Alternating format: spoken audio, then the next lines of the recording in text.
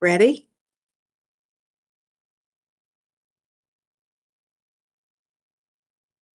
All right.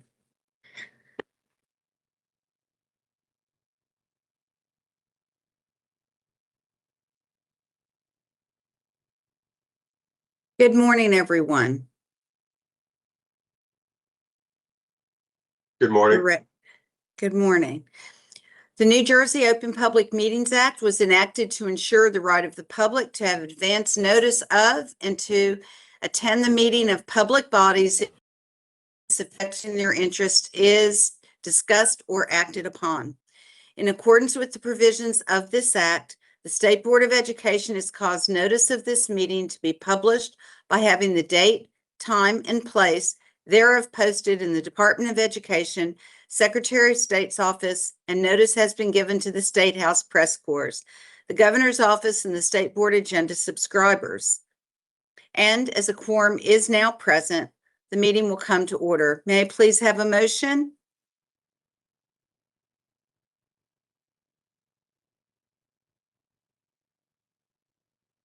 So moved. So moved. Thank you. May I please have a second? Second. Thank you. All in favor of calling this meeting to order, please say aye. Aye. Aye. Aye. Thank you. Any abstentions or opposition, please say nay. This motion is approved. And in order to protect the personal privacy and to avoid situations wherein the public interest might be disturbed, the Open Public Meetings Act permits public bodies to exclude the public from the portion of the meeting at which certain matters are discussed. Now, therefore, be it resolved that consistent with the provision of NJSA 10:4-12B, the State Board of Education will now adjourn to executive session to discuss personnel and legal matters. May I please have a motion? So moved. Thank you, Mary Beth. May I please have a second? Second. Second. Thank you very much, Ahmed, and I appreciate it, Dr. Keenan. All those in favor of adjourning to executive session, please say aye. Aye. Aye. Aye. Any opposition? Any abstentions? Hearing none, the motion is approved. We will be back. It is now, I think we will be back hopefully by 10:15. So thank you very much. Try to tune in at 10, everyone, and we hope to be back between 10 and 10:15. Thank you.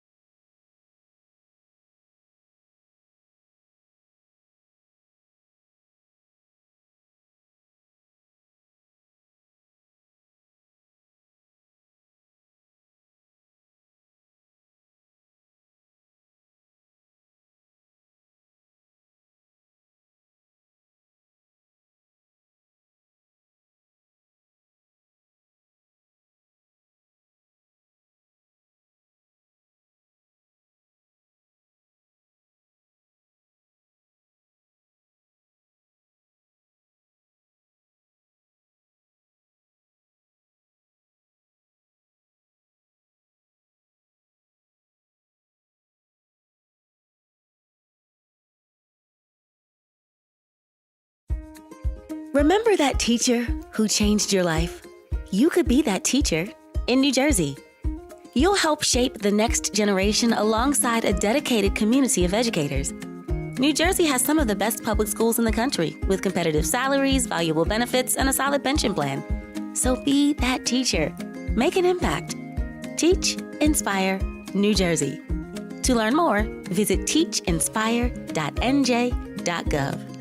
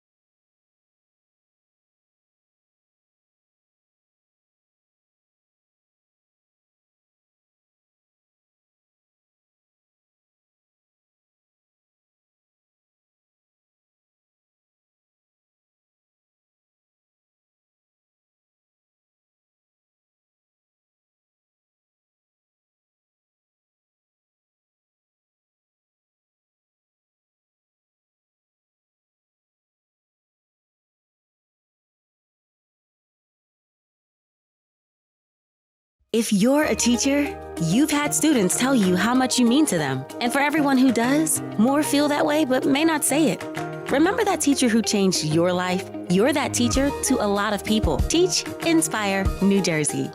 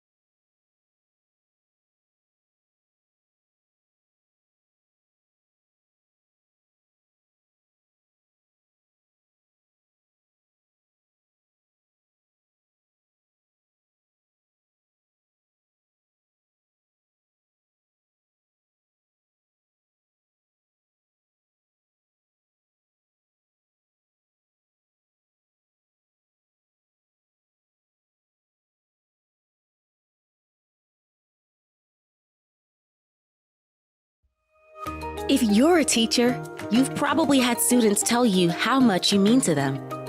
And for everyone who does, there are more who feel that way but may not say it. You can't know how many, but it's more than you think. Because you've done more than teach. You've inspired. Remember that teacher who changed your life? You're that teacher to a lot of people. Teach, inspire, New Jersey.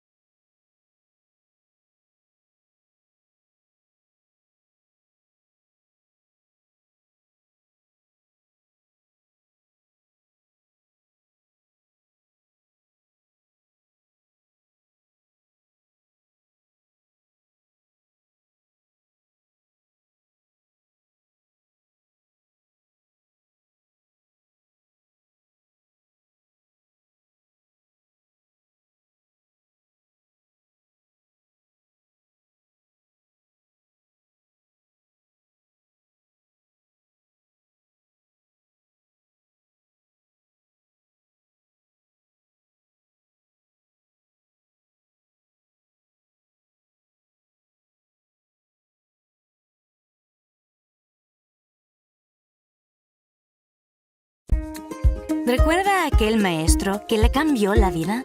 Usted podría ser ese maestro en Nueva Jersey. Únase a la comunidad de educadores que ayudará a formar a la próxima generación. Nueva Jersey cuenta con algunas de las mejores escuelas públicas del país, con salarios competitivos, beneficios atractivos y un sólido plan de pensiones. Sea ese maestro. Deje huella. Enseñe, inspire. Nueva Jersey. Visite teachinspire.nj.gov.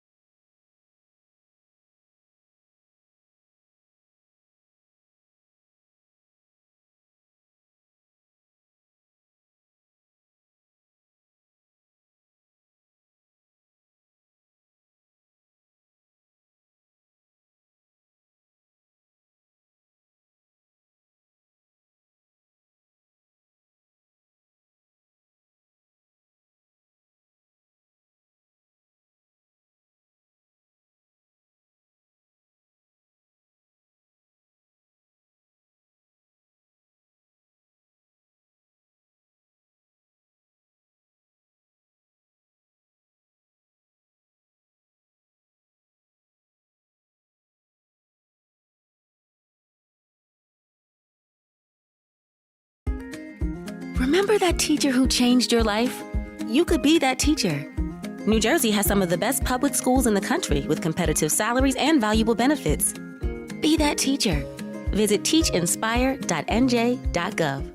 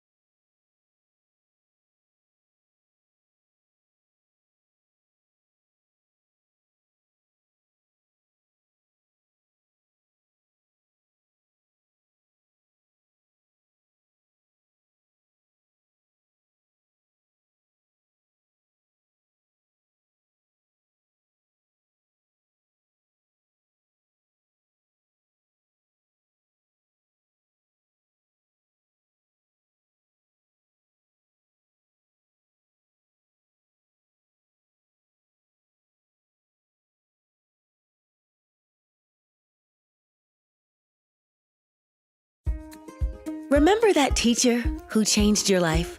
You could be that teacher in New Jersey. You'll help shape the next generation alongside a dedicated community of educators. New Jersey has some of the best public schools in the country with competitive salaries, valuable benefits, and a solid pension plan. So be that teacher. Make an impact. Teach, Inspire, New Jersey. To learn more, visit teachinspire.nj.gov.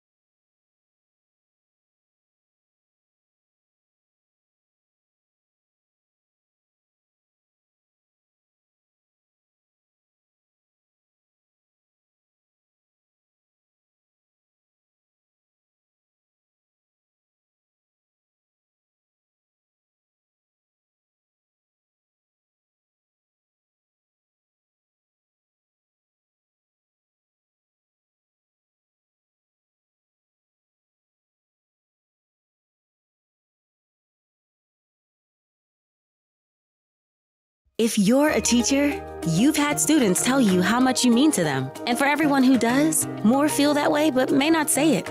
Remember that teacher who changed your life? You're that teacher to a lot of people. Teach, inspire, New Jersey.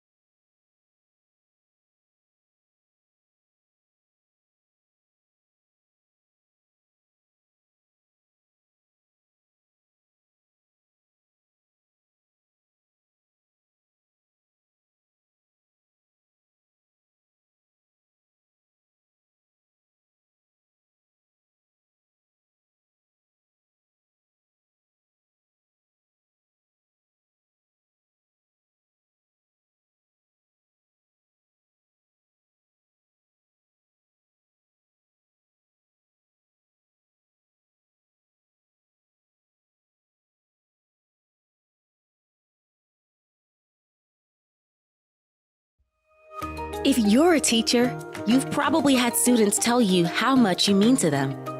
And for everyone who does, there are more who feel that way but may not say it. You can't know how many, but it's more than you think. Because you've done more than teach. You've inspired. Remember that teacher who changed your life? You're that teacher to a lot of people.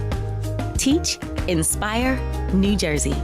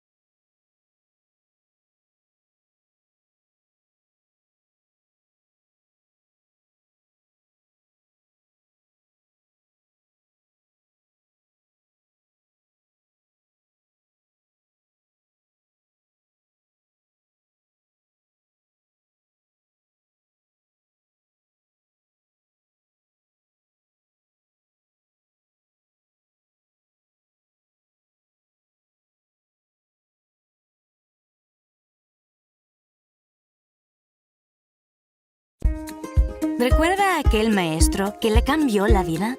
Usted podría ser ese maestro en Nueva Jersey. Únase a la comunidad de educadores que ayudará a formar a la próxima generación. Nueva Jersey cuenta con algunas de las mejores escuelas públicas del país. con salarios competitivos, beneficios atractivos y un sólido plan de pensiones. Sea ese maestro. Deje huella. Enseñe, inspire. Nueva Jersey. Visite teachinspire.nj.gov.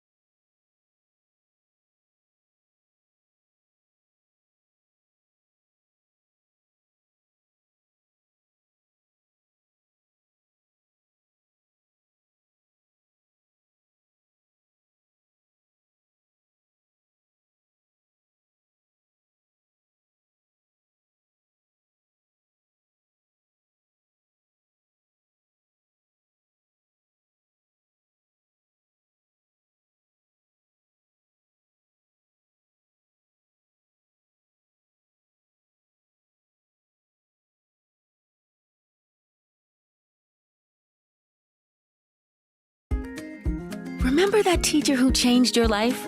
You could be that teacher. New Jersey has some of the best public schools in the country with competitive salaries and valuable benefits. Be that teacher. Visit teachinspire.nj.gov.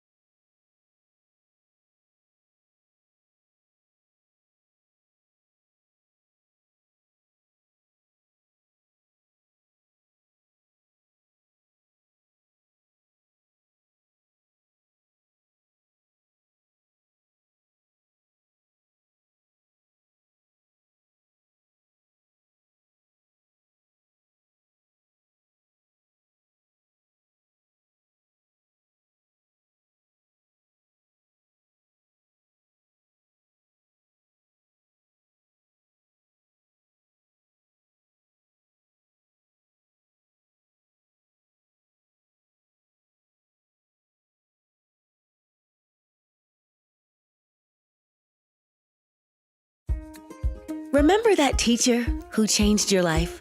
You could be that teacher in New Jersey. You'll help shape the next generation alongside a dedicated community of educators. New Jersey has some of the best public schools in the country with competitive salaries, valuable benefits, and a solid pension plan. So be that teacher. Make an impact. Teach, inspire, New Jersey. To learn more, visit teachinspire.nj.gov.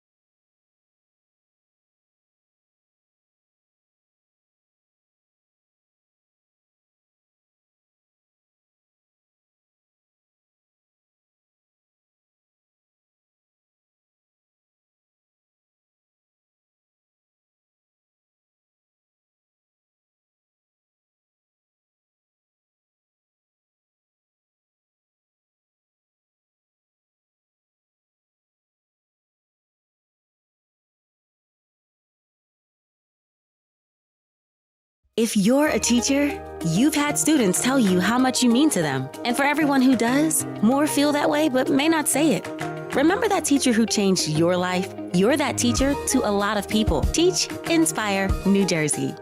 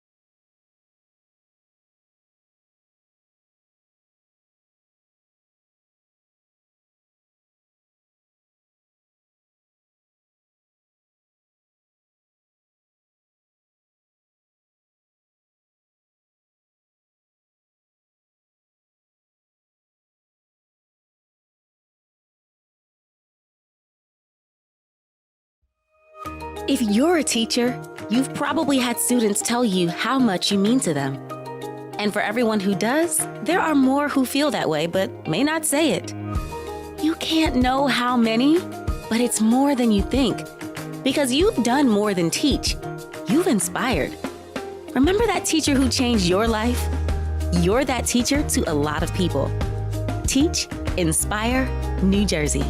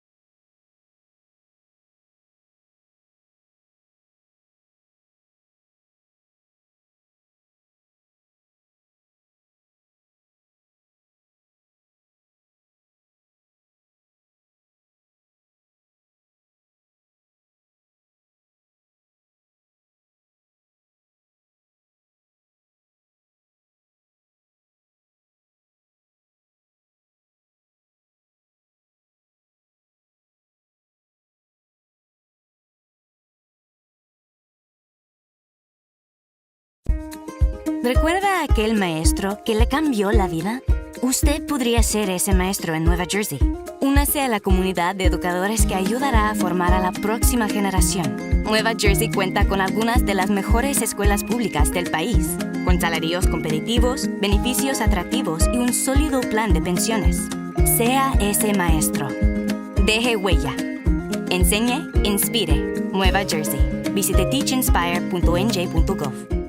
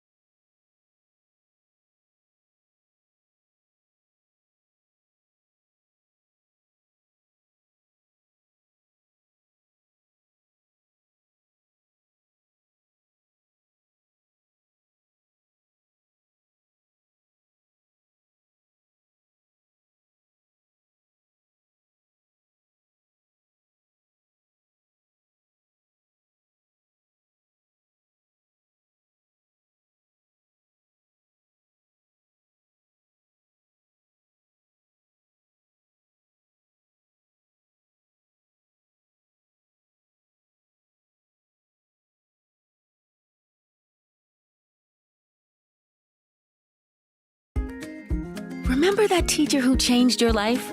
You could be that teacher. New Jersey has some of the best public schools in the country with competitive salaries and valuable benefits. Be that teacher. Visit teachinspire.nj.gov.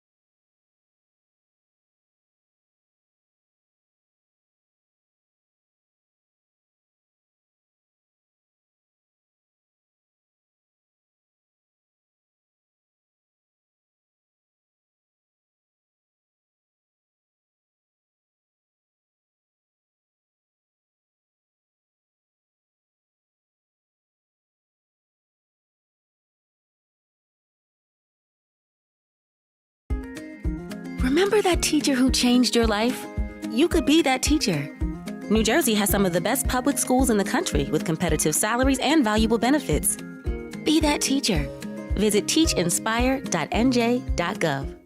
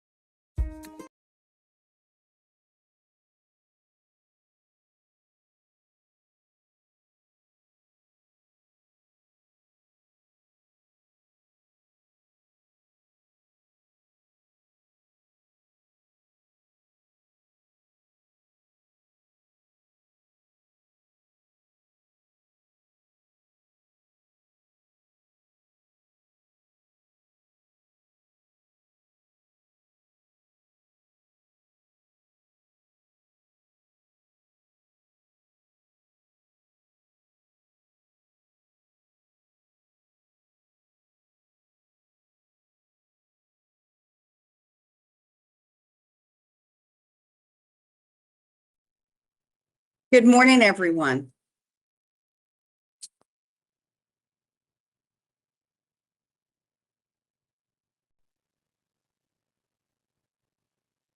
All right.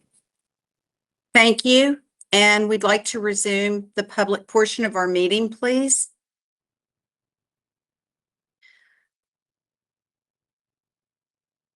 Whereas, consistent with the provision of NJSA 10:4-12B, the State Board will now adjourn from executive session to resume the open session portion of our meeting. May I please have a motion? Motion.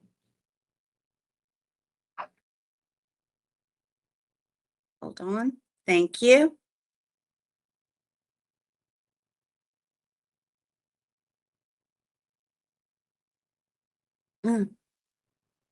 All right. May I have a second? Second. Thank you. All in favor of resuming the public portion of our meeting, please say aye. Aye. Aye. Any opposition? Any abstentions? The motion is approved. And may I please ask Mary Beth Berry if you would lead the Pledge of Allegiance for us? Thank you. I pledge allegiance to the flag of the United States of America and to the republic for which it stands, one nation, under God, indivisible, with liberty and justice for all. Thank you so much. Good morning, everyone. Thank you for joining us today. I would like to welcome all of you that are present in Trenton and all of you that are online with us. As the State Board meetings are accessible to the public for viewing on the YouTube channel, I would like to advise you that YouTube provides readily accessible language translation options for closed captioning. If you are viewing this simulcast currently, you may use the setting option in YouTube. Now I'd like to discuss, please, the approval of minutes that were conducted on July 1st, 2026. May I please have a motion to approve the minutes for the for the July meeting of the State Board of Education?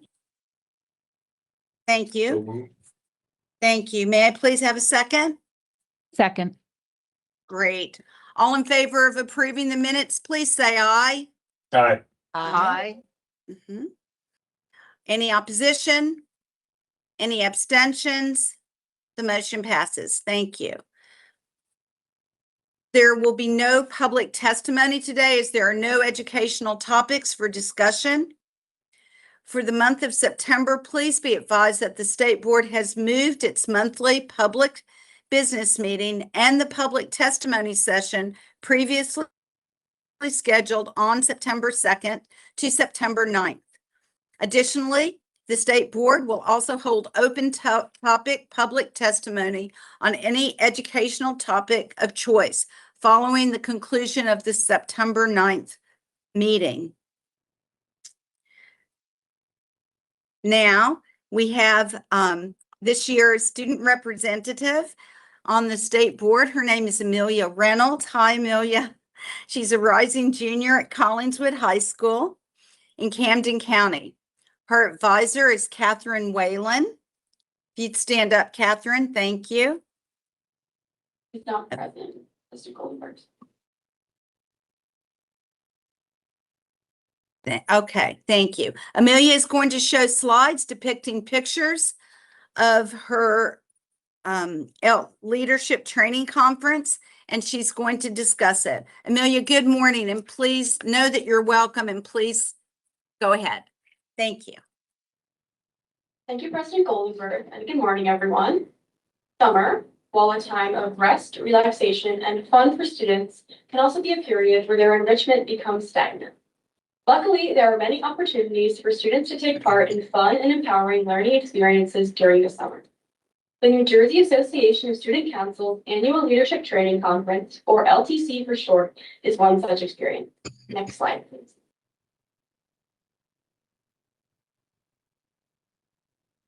LTC is the oldest continuously running state leadership conference of its kind in the United States, and it takes place at the College of New Jersey. Over 2 3-day sessions in early July, middle and high school students from across the state come to LTC, where they make new friends, acquire leadership skills, and learn about how they can positively impact their community. The 71st LTC took place last month and was attended by over 170 delegates. These delegates were divided into color groups based on properties from Monopoly, where they bonded through social activities and meals together. A major aspect of the programming that LTC delegates experience is educational workshops taught by senior counselors from a wide array of professional fields.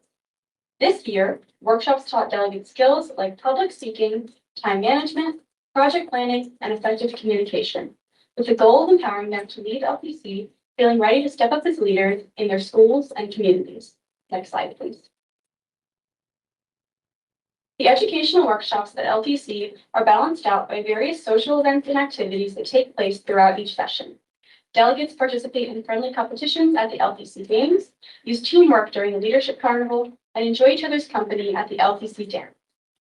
Additionally, LTC's junior counselors and social directors provide entertainment during mealtimes through skits and audience participation activities. Each color group also plans their own skit to perform for the rest of the delegates on the last day of the conference. Skit planning is a rewarding exercise in collaboration for the delegates as they navigate working together effectively and playing to each other's strengths. Next slide, please.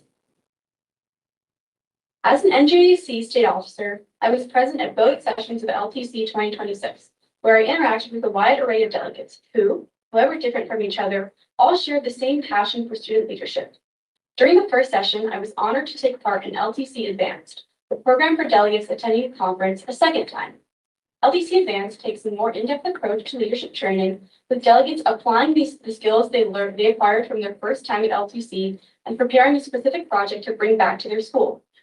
Some students planned school spirit events, while others thought up tutoring initiatives and school supply drives.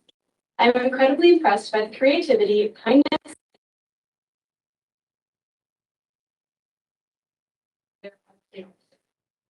The state theme of the NJASC this year is New Jersey Will Uplift. Uplift stands for Unite People, Lead Innovation, Flourish Together.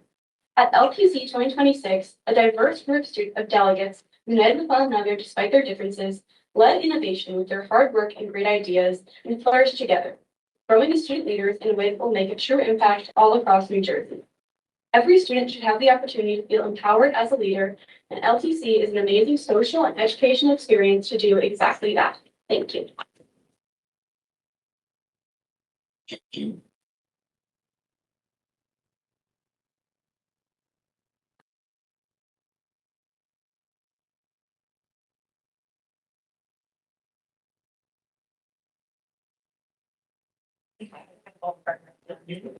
President Goldenberg, please, here in a moment.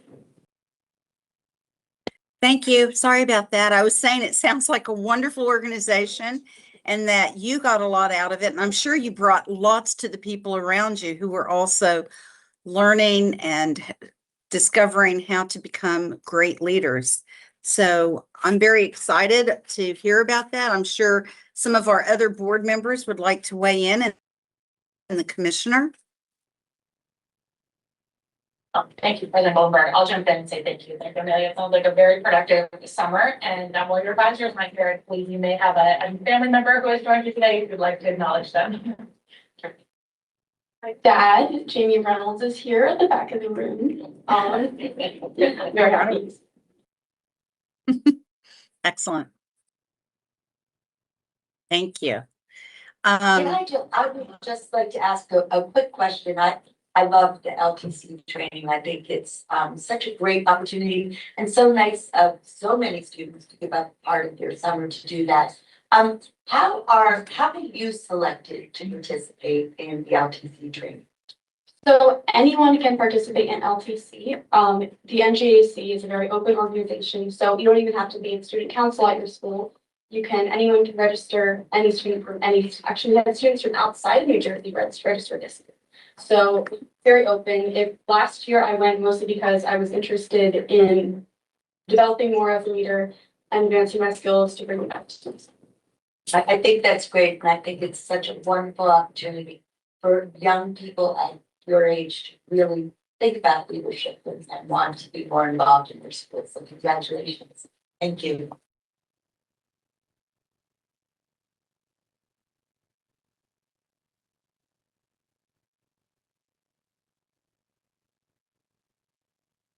President Goldenberg, your thank you. Thank you so much. Would anyone else, I'm sorry about that. Would anyone else like to say anything at this time? Otherwise, we look forward to hearing more and more from you. And thank you so much for being part of this board. Thank you. Okay. Now we'll go ahead, please, to our state board committee reports. The Instructional Policy Committee met on July 22nd and July 24th. Ex-Vice President Ned Johnson, our former one, is the chair of this Instructional Policy Committee. Dr. Johnson, would you please provide us your report? Thank you. Thank you, President Goldenberg. The Instructional Policy Committee met on both July 22nd and 24th to discuss the standard setting process and recommended cut score for the New Jersey Graduation Proficiency Assessment adapted.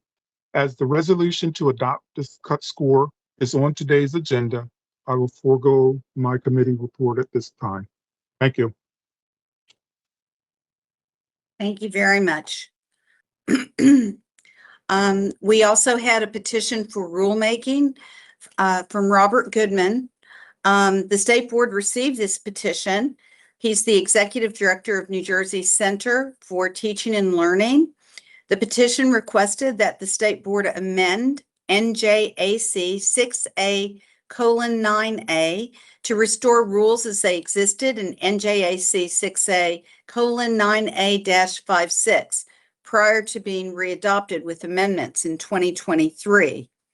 The commission and I have reviewed this request and we've discussed it and recommend denial because granting the petitioner's request will result in uneven application of standards across educator preparation programs, providers, and undermine the comparability of educator preparation pathways. All details relating to this request and the reasons for denial are outlined in the final notice of action located on the petition for rulemaking landing page on the department's website. Thank you so much. And now if I could please ask our commissioner to go forward with the reports. Thank you. Thank you, President Goldenberg, and I'm pleased to have 3 reports to bring to folks today. But for the very first one, I am pleased to welcome Alfonso Llano, Superintendent of the Camden City School District. He's going to provide the annual report of the district's growth and progress and the plan to continue to move the district forward. So, Superintendent Llano, I understand that before you begin the presentation, I know you have some folks you'd like to introduce. So please bring your folks up and we'll turn it over.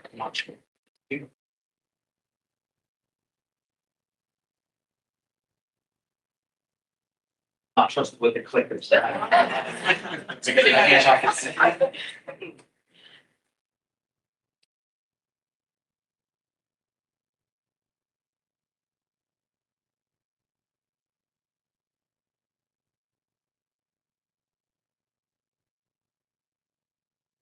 Morning. You hear me okay? Every time we come up to DOE, it seems like it's raining. Last time we came, quite a bit of a flooding situation out in so hopefully today we'll get a little bit better. Good morning, President Goldenberg, Vice President Bennett, Commissioner Locks, members of the State Board of Education, Department of Education staff, members of the Camden City School District community, and guests. Thank you for the opportunity to present Camden's annual report and our direction for the 26-27 school year. I'm joined by our district's leadership team, Dr. Tracy Thompson, Deputy Superintendent for Schools, G. Merkley, our school business administrator, Sheena Marie Yetta, Chief of Staff and Strategic Communications Officer, Sam Closhi, it's a big wave fan, Executive Director of Data, Accountability and Enrollment, Dr. Sharnico Carvalho, Executive Director of Recruitment, Evaluation and Professional Learning, Dr. Michael Coleman, who's not here with us today, Executive Director of Family and Community Partnerships, and Tashara Landy, Executive Director of Special Services, Student Support, and Wellness. I also want to recognize our advisory board president, Anandi Nelson, who's here with us this morning. Thank you for joining us. and the rest of our board members who are hopefully watching and also have received a presentation this year. I want to thank our students, our families, our community, and our public officials who are here with us today. The message of this presentation is going to be rather direct. Camden has established a foundation which you'll hear about this morning. We've aligned our leadership team, our systems, our resources, and we are now moving from discipline to execution of those systems, with student results at the end of our work. Our North Star is very clear. Every Camden student will receive consistently strong instruction, meaningful support, and pathways to graduation and success, regardless of school, program, or circumstance. So the first 100 days are spent in the district is purposeful. We held more than 100 meetings with students, families, educators, labor partners, advisory board members, community leaders, higher education officials, city partners, and the Department of Education. We restructured 75 central office positions. We aligned 6 systems around one goal, student success. That work created direction, ownership, and structure for follow-up. The next phase is disciplined execution. We are not adding disconnected initiatives. We are concentrating the districts on the right priorities, putting common practices into daily use, measuring whether they work, and correcting course when the evidence requires. Camden must improve enrollment, academic performance, and resource allocation and alignment at the same time. District enrollment has declined from 11,258 students in 2014 to 2015 to a projected 5,515 students in fiscal year 27. The district is managing a budget of over $476 million, while fiscal year 2025 partly charter and Renaissance tuition total approximately $217.8 million. These facts are not an explanation for inaction. They find the work. Enrollment affects staffing, facilities, transportation, programs, and long-term sustainability. Program quality and family confidence affect whether students enroll and whether they remain in our school district. Operational decisions determine whether our schools can deliver.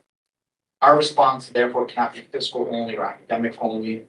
Enrollment, instruction, staffing, operations, and family trust must move together to one district operating system.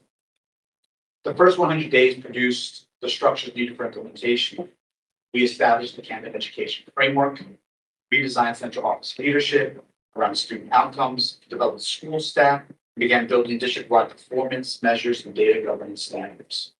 We also advanced enrollment forecasting and outreach, redesigned the Welcome Center and family access function, aligning attendance, wellness, special services, and intervention responsibilities, and clarified visitor, volunteer, and school access expectations.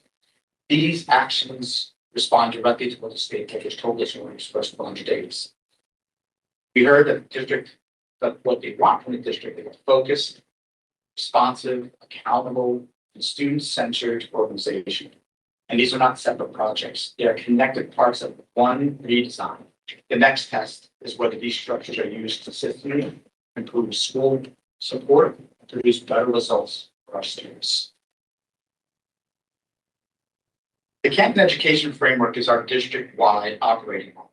It organizes 5 outcome systems: instruction and school performance, data accountability and enrollment, recruitment evaluation and professional learning, family and community engagement, and student support services, special services, and wellness. Finance and operations is the backbone, the resource engine supporting all 5 of those systems. The superintendent's office, again, sets that direction, manages performance, resolves cross-system barriers, and makes trade-offs. Schools are the point of execution. That's where the action happens. This changes the relationship between central office and our schools. Principals should not receive competing demands from separate departments. They should receive coordinated support from our systems around the needs of our students, with clear ownership, common expectations, and timely follow-up.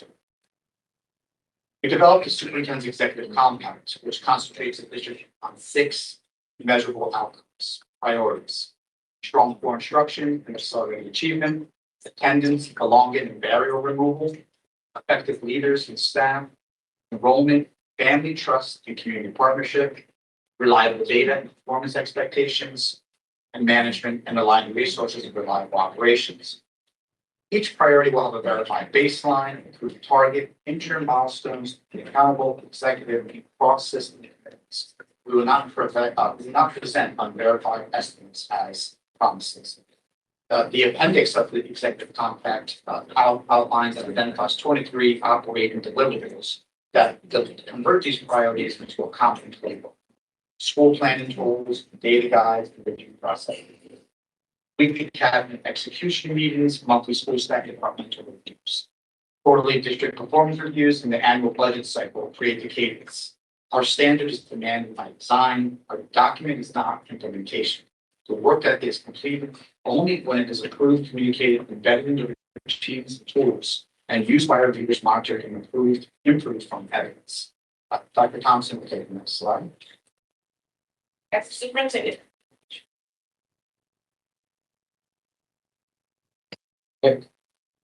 As the superintendent shared, there's a great concentration on outcomes. Through a detailed, clear understanding and plan of action for instruction and performance, the measurable outcomes, the 6 measurable outcomes will be met. First of all, I want to say thank you, superintendent.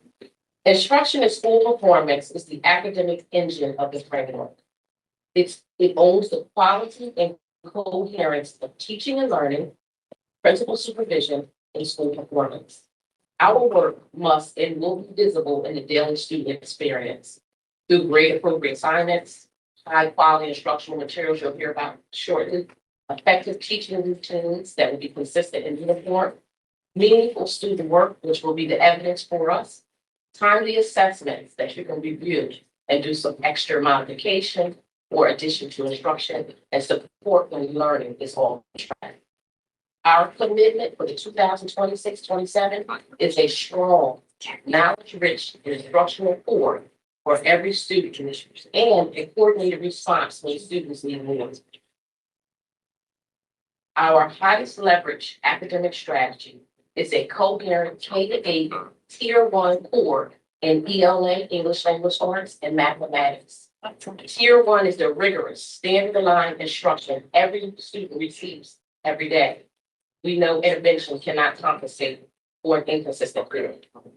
In K-5 English Language Arts, we're implementing bookworms as a knowledge-building curriculum supported by authentic tech, common routines, teacher training, coaching, a lot of coaching, and implementation checks. In grades 6 to 8, a differentiated foundational skills block will strengthen the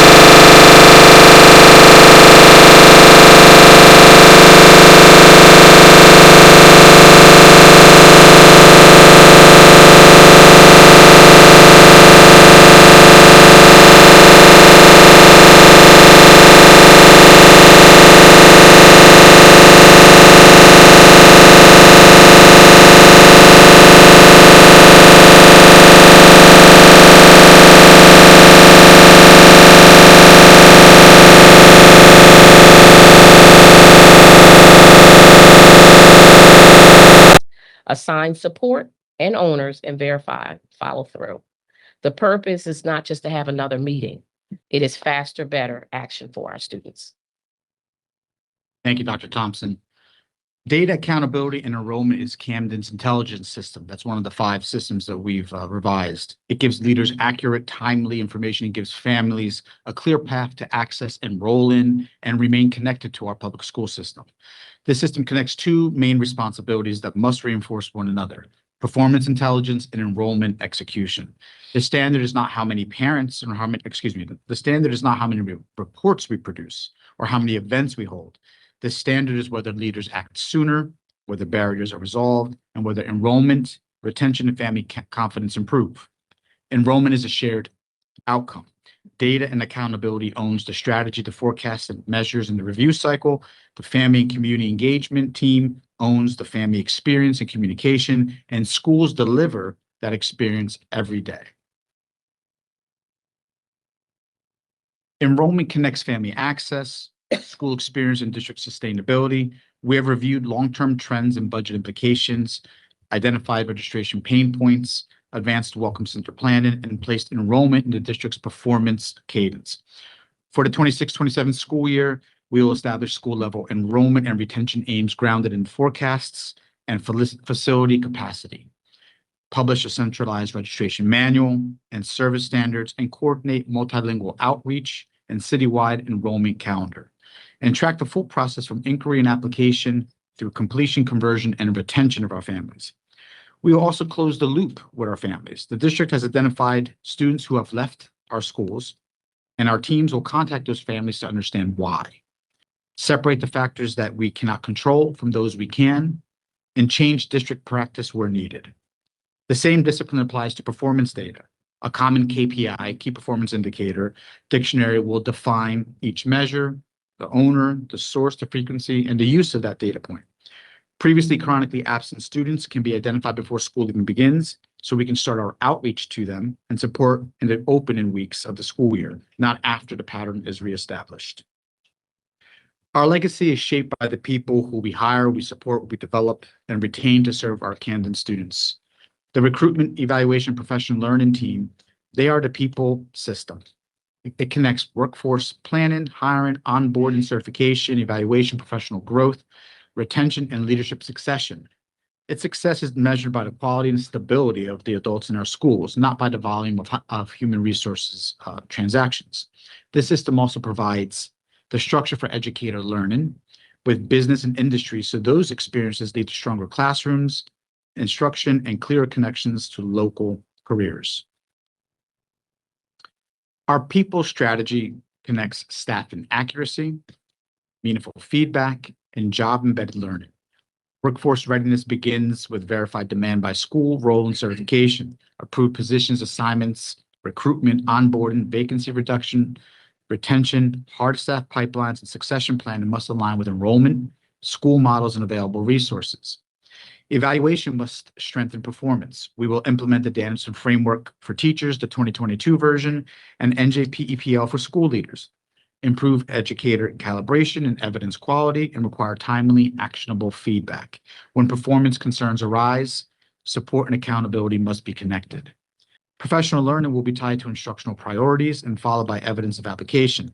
That includes coaching, principal development, leadership pathways, and the infrastructure for employer externships and industry-led learning.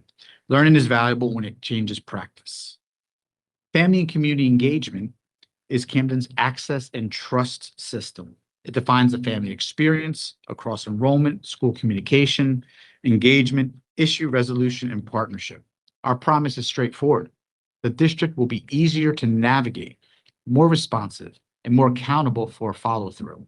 Community resources will also be aligned to the district's academic, attendance, wellness, enrollment, and career priorities. Strong families help build strong schools, and strong schools strengthen the community. This system is how we make that relationship intentional and measurable. We are moving from one-way outreach to a defined, consistent family experience. First, families need a clearer front door, the Welcome Center, where registration guidance occurs, navigation and issue resolution processes will be redesigned around access and service.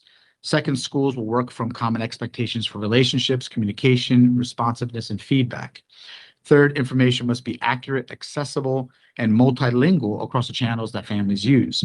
Finally, community partners will be connected to specific attendance, enrollment, academic wellness, and career goals. Enrollment, attendance, and family experiences are shared outcomes. Our team will work with data, schools, student support, communications, and operations so families receive coordinated information and timely help instead of being redirected from one office to another. Dr. Thompson? Yeah. As we know, there are barriers, but we are going to make sure that we are preparing or have prepared next steps for the many barriers that come forward, right? Student support, special services, and wellness is Camden's barrier removal system. It brings together special services, alternative education, guidance and counseling, health and behavioral wellness, stability, and homeless services.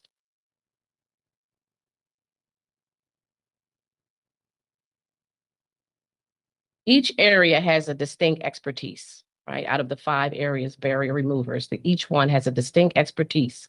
But students and families should experience one coordinated response. Special services protects individualized access and inclusion. Alternative education provides flexible pathways and re-engagement. Guidance and counseling connects academic planning, social emotional support, and future readiness. Health and behavioral wellness coordinates physical, mental, and behavioral needs. Stability and homeless services protects continuity for students facing housing instability. Across all the 5 areas, access, dignity, timelessness, and student-centered services are a non-negotiable. Student support is not a parallel compliance function. It is an academic and student experience strategy. When these 5 systems work together, students receive individualized academic support, services are easier to access, physical, mental, behavior, and social emotional needs are addressed together. Risks to promotion and graduations are identified earlier, and students will experience greater safety, inclusion, and belonging. We will monitor both outcomes and system performance, including promotion and graduation, discipline, equitable access, the timeliness of evaluations and interventions, compliance, service coordination, and responsible use of resources. Coordination must be visible in the experience of the student, not only in the organizational chart. During the first 100 instructional days, we will assess and align the 5 support areas, establish an integrated student support framework, improve access and equity, strengthen data and compliance, and foster cultural wellness and student success. By the 100th instructional day, we expect clear goals and measures, stronger collaboration across support teams, more disciplined use of data, closer family and community partnerships, and expanded access to academic, behavioral, health, and housing supports. The objective is not to declare the work is finished on day 100.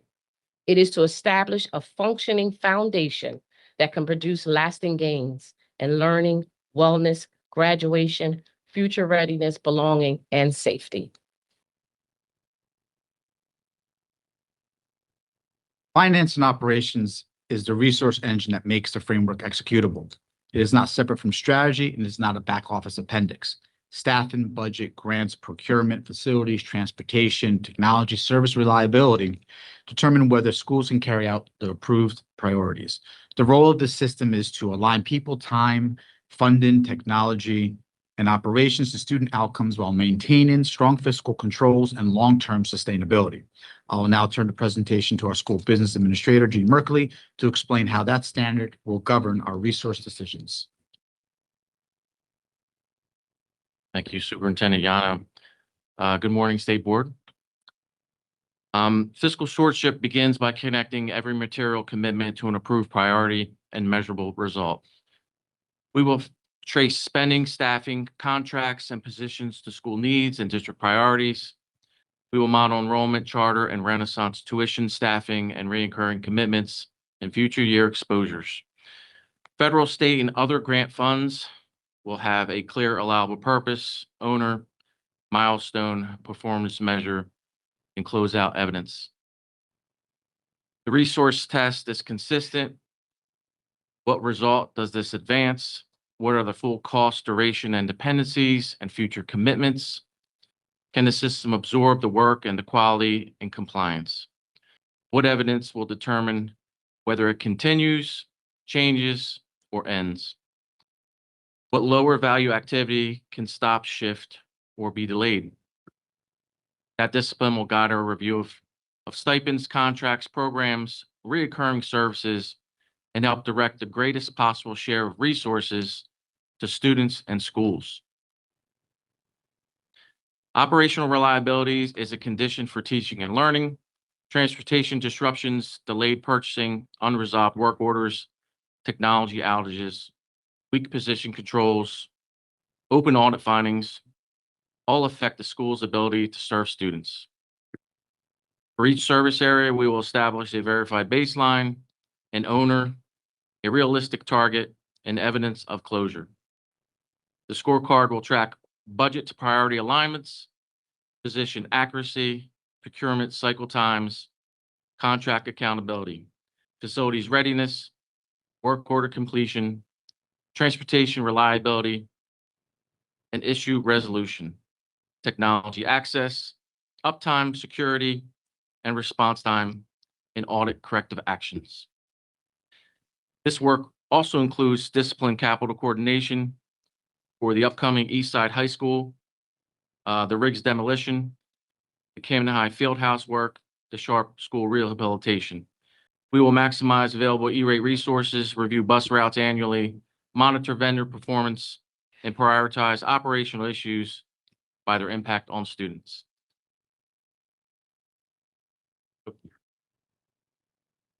Good job, Gene. Thank you. The systems we have described are not only looking internally into the Camden School District, we also know that there's a need and a requirement for us to expand our collaboration across the city of Camden. So one area that we would like to work with our community partners is a citywide portrait of a graduate. And this is the next opportunity to build a shared citywide definition of success. I've had meetings with our Renaissance and Charter partners. We all look at graduation as absolutely the goal for all of our students, but we all have different ways to get there and different definitions of what success looks like. So therefore, we have committed to openly exploring the idea of working together to develop a citywide portrait of a graduate where we can come to an agreement on the competencies and skills that every student should be able to graduate with. This would be a collaborative partnership across all sectors of our school district and city, aligned in higher education, employers, community partners, faith-based friends, advocates, and all of our school system partners. We know that there is opportunity for collaboration and growth through all the systems, but we found that within our own school district, we were able to move from 1 approved CTE pathway to 14 in the current year.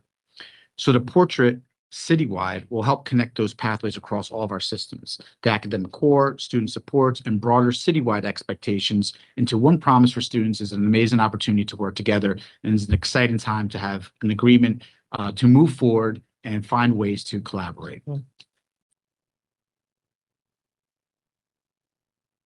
The process to develop a portrait of a graduate is to listen to your families, listen to your community members, educators, higher education institutions, employers, and community partners. Then we're going to look at what competencies and skills we would like to see in the next generation workforce. We're going to then look at our curriculum, look at our CTE programs, professional learning, partnerships, assessments, and student supports. And finally, students will demonstrate those competencies that we've identified throughout all of our networks through capstones, portfolios, credentials, exhibitions, and performance tasks. It's an exciting opportunity to work in partnership with all of the educators in the city of Camden. The proposed sequence is kicking off in fall of 2026, citywide validation in the winter, pilots in spring, and publication and preparation for scale in the summertime.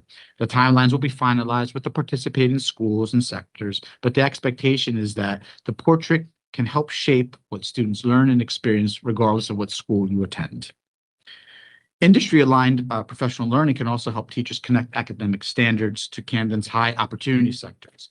The goal is stronger instruction and career relevance, not just one-time field trips. The proposed model includes short teacher externships, workshops led by industry experts, authentic workplace problems adapted into standards-aligned projects, advisory and mentoring relationships, and evidence that the learning was used in classrooms. Every partnership must have a curriculum connection, an educator deliverable, and evidence of impact on practice. The appendix identifies prospective examples, such as working with Subaru for automotive systems, engineering, logistics, and business operations, Resin Tech and American Water for chemistry, water systems, manufacturing, infrastructure, and data, Cooper University Healthcare for clinical and non-clinical health pathways, and at Campbell's Food Company for food science, research and development, supply chain, finance, and marketing. These are prospective partners, not commitments, and participation will require confirmation. But again, it's another opportunity to work across our city partners to develop unique developmental pathways with our industry partners within the city of Camden. So the standard for 26-27 is visible progress, honest evidence, and course correction. Every school must improve and receive coordinated support. Every student must experience strong instruction and timely intervention. Every system must be aligned to measurable priorities. Every material resource decision must be tested for value, capacity, and sustainability. The opening 90-day roadmap is already sequenced. We will first communicate the compact which we've developed, confirm the owners of all the data areas, and launch the operating calendar. We will then validate those baselines and dependencies, launch our foundational tools, and train leaders, embed the playbooks in daily workflows, conduct the first integrated performance review, and revise based on evidence. We're going to go through that data cycle. Our chief of staff will maintain the integrated tracker to make sure we're all being held accountable, and our executives will remain responsible for milestones and results. The state board and commissioners should expect verified baselines and targets, implementation evidence rather than activity lists, quarterly reporting on progress and risk, clear owners and corrective actions, and early escalation of barriers. Camden's promise is clear. One district leadership team, one aligned system, and decisions centered on our students. We have established a foundation. We know what must happen next. We are prepared to execute, measure, learn, and move this district forward. Thank you for your continued partnership and accountability. It's an exciting time and opportunity to be here before you today, so I'll turn it back over to Commissioner Locks. Thank you, Superintendent and leadership team. I know the board has had a chance to see this, but the team has quite a bit more even detail. And so a lot of this is in the appendix, and I know they're eager to answer any questions. But thank you. I know it's a lot of change that you're all addressing, and appreciate the thoughtful emphasis on progress monitoring and how we'll continue to get reports around progress for students in Camden. I will open it up for any questions. Good morning. Thank you for all the hard work that you've done, and I pray for your energy for the hard work yet to be done. Could you elaborate on the 1 to now 14 CTEs? Give me some information about how that has come about, and are they in the startup stage? Do you have the partners? Do you have the staff? Please. Absolutely. So the district made a concerted effort over the last few years to expand their CTE programs. So right now we have 14 operating programs. We have teachers placed in those CTE programs, such as construction trades or studio broadcast. We also have, what would name a few more? Cosmetology. You have the construction, you said that already, cosmetology. We also have, oh gosh, I want to say JAG. And we have a whole list of them. There's so many of them. Absolutely. Yes, it's so many of them. Cisco, JROTC, TV, radio, engineering, dance, fashion design, education, TV and radio. Theater and business. So those are the 14 that we have at this moment. When East Side opens up, we will bring in Weldon and culinary. So there's a lot of opportunity, but those are the upcoming programs. But the 14 that are already established are embedded into schools. We have students enrolled in those programs. We have the highest percentage of students who are taking CTE courses, I believe, in the state. But our percentage of students who are completing the certification process, going through multiple levels, is slightly lower than the state average.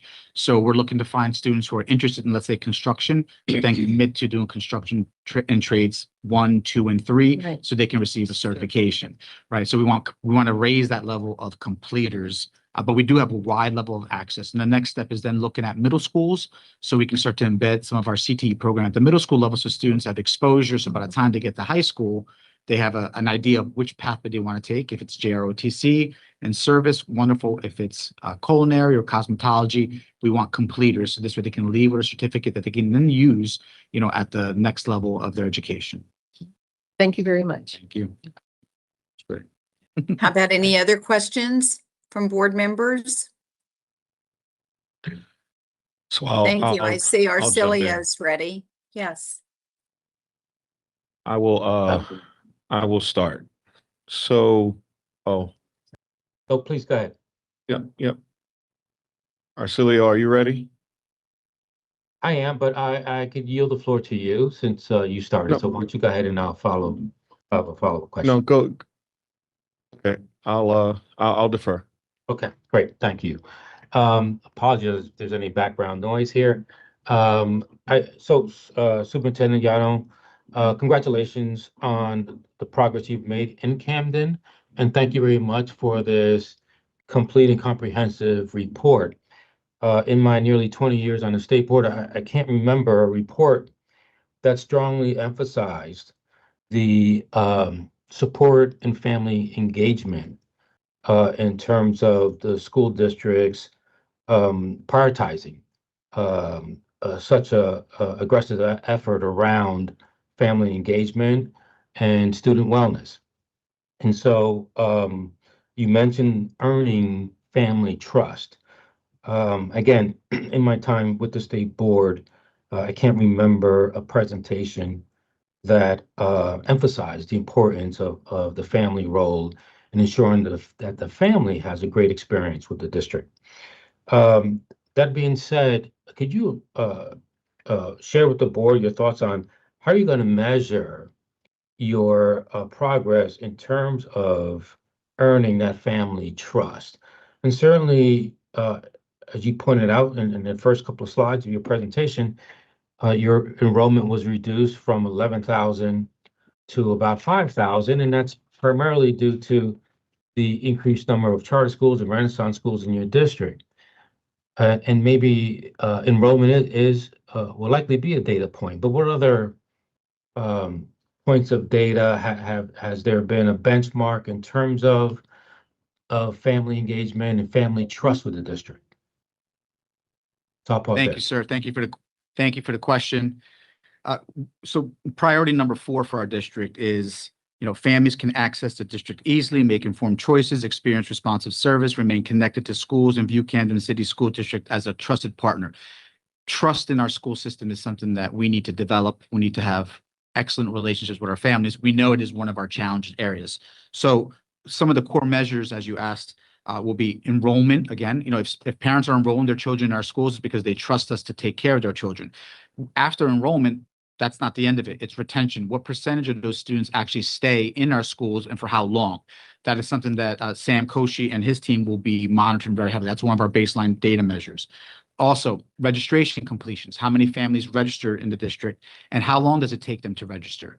Registration should be a very quick process. Sometimes there are barriers in the way of that registration process that delays access to schools, and then we can lose families to that cycle because of the competition that we face in our school district. When a parent asks a question about a school and asks, is there space or a seat? How quickly do we convert that into a registration application? That timeline, the conversion between question and registration, that's another metric that we'll be looking at. School level enrollment targets. How many children do we expect and project to be in a building? How close do we get to those enrollment targets? That's another area that we will be doing very purposefully. We want to know exactly how many students we should have based on the demographics of the neighborhood, the specialized programs that we place in those buildings. That's another area. Family participation and satisfaction.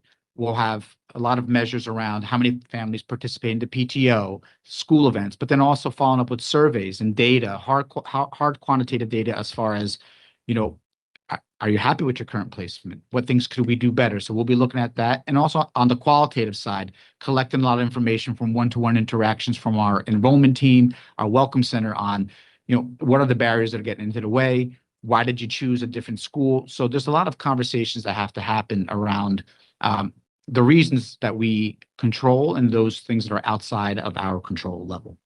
And, how many of our partners are also contributing to the student success. We have a lot of local organizations that participate with our students. So we're going to measure and look at how do those partnerships actually improve the student experience. We have a lot of MOUs with local universities, other organizations that support our schools. Like I'll give you an example, like Subaru. Subaru has a lot of great program for our high school kids. How does that partnership then develop continuity and excitement on the school experience with Camden City School District? So those are just some of the areas that will be setting baselines. Since this is a new school year, we're going to start the year and then put those baselines in place and then measure throughout the year. So thank you for the question, sir. Thank you for the response. And I certainly look forward to seeing these measures and the progress that you're making in this next year, so this academic year. So looking forward to continuing discussions. Thank you. James, would you like to ask or comment now? Yes. So I'll try my best to be brief. My following statements obviously will be very biased and but invested. This version of me does not exist without my education in Camden City schools. So I am a proud Camden City school graduate.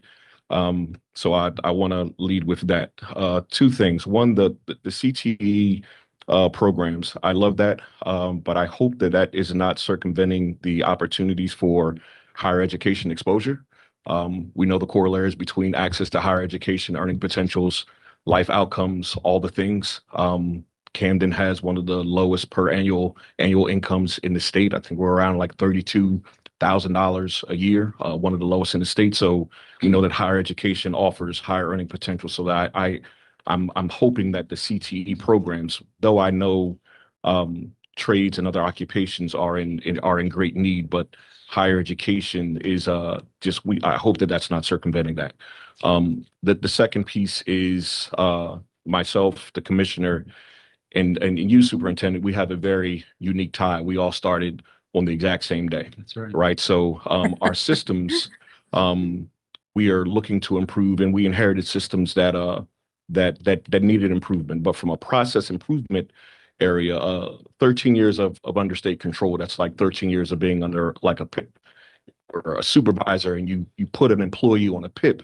13 years of being on a PIP is a duplicitous failure, not only on the school district, but us as a state. Right. You should be done with your performance improvement plan by now. And if we have not afforded you the appropriate opportunities, times, and resources to accomplish that, then we need to change that. I love this document. I hope that it is in line with that performance goal, not the outside narrative of removing the state from control, but as a school district, we should be able to move and operate within our own. We should show that we are able to operate as an independent school district. So I hope that this document will be in line with the objectives that the commissioner is going to outline for you. And I once again, in this capacity, I will, hold yourself and I'll hold the commissioner accountable for us to achieve that goal.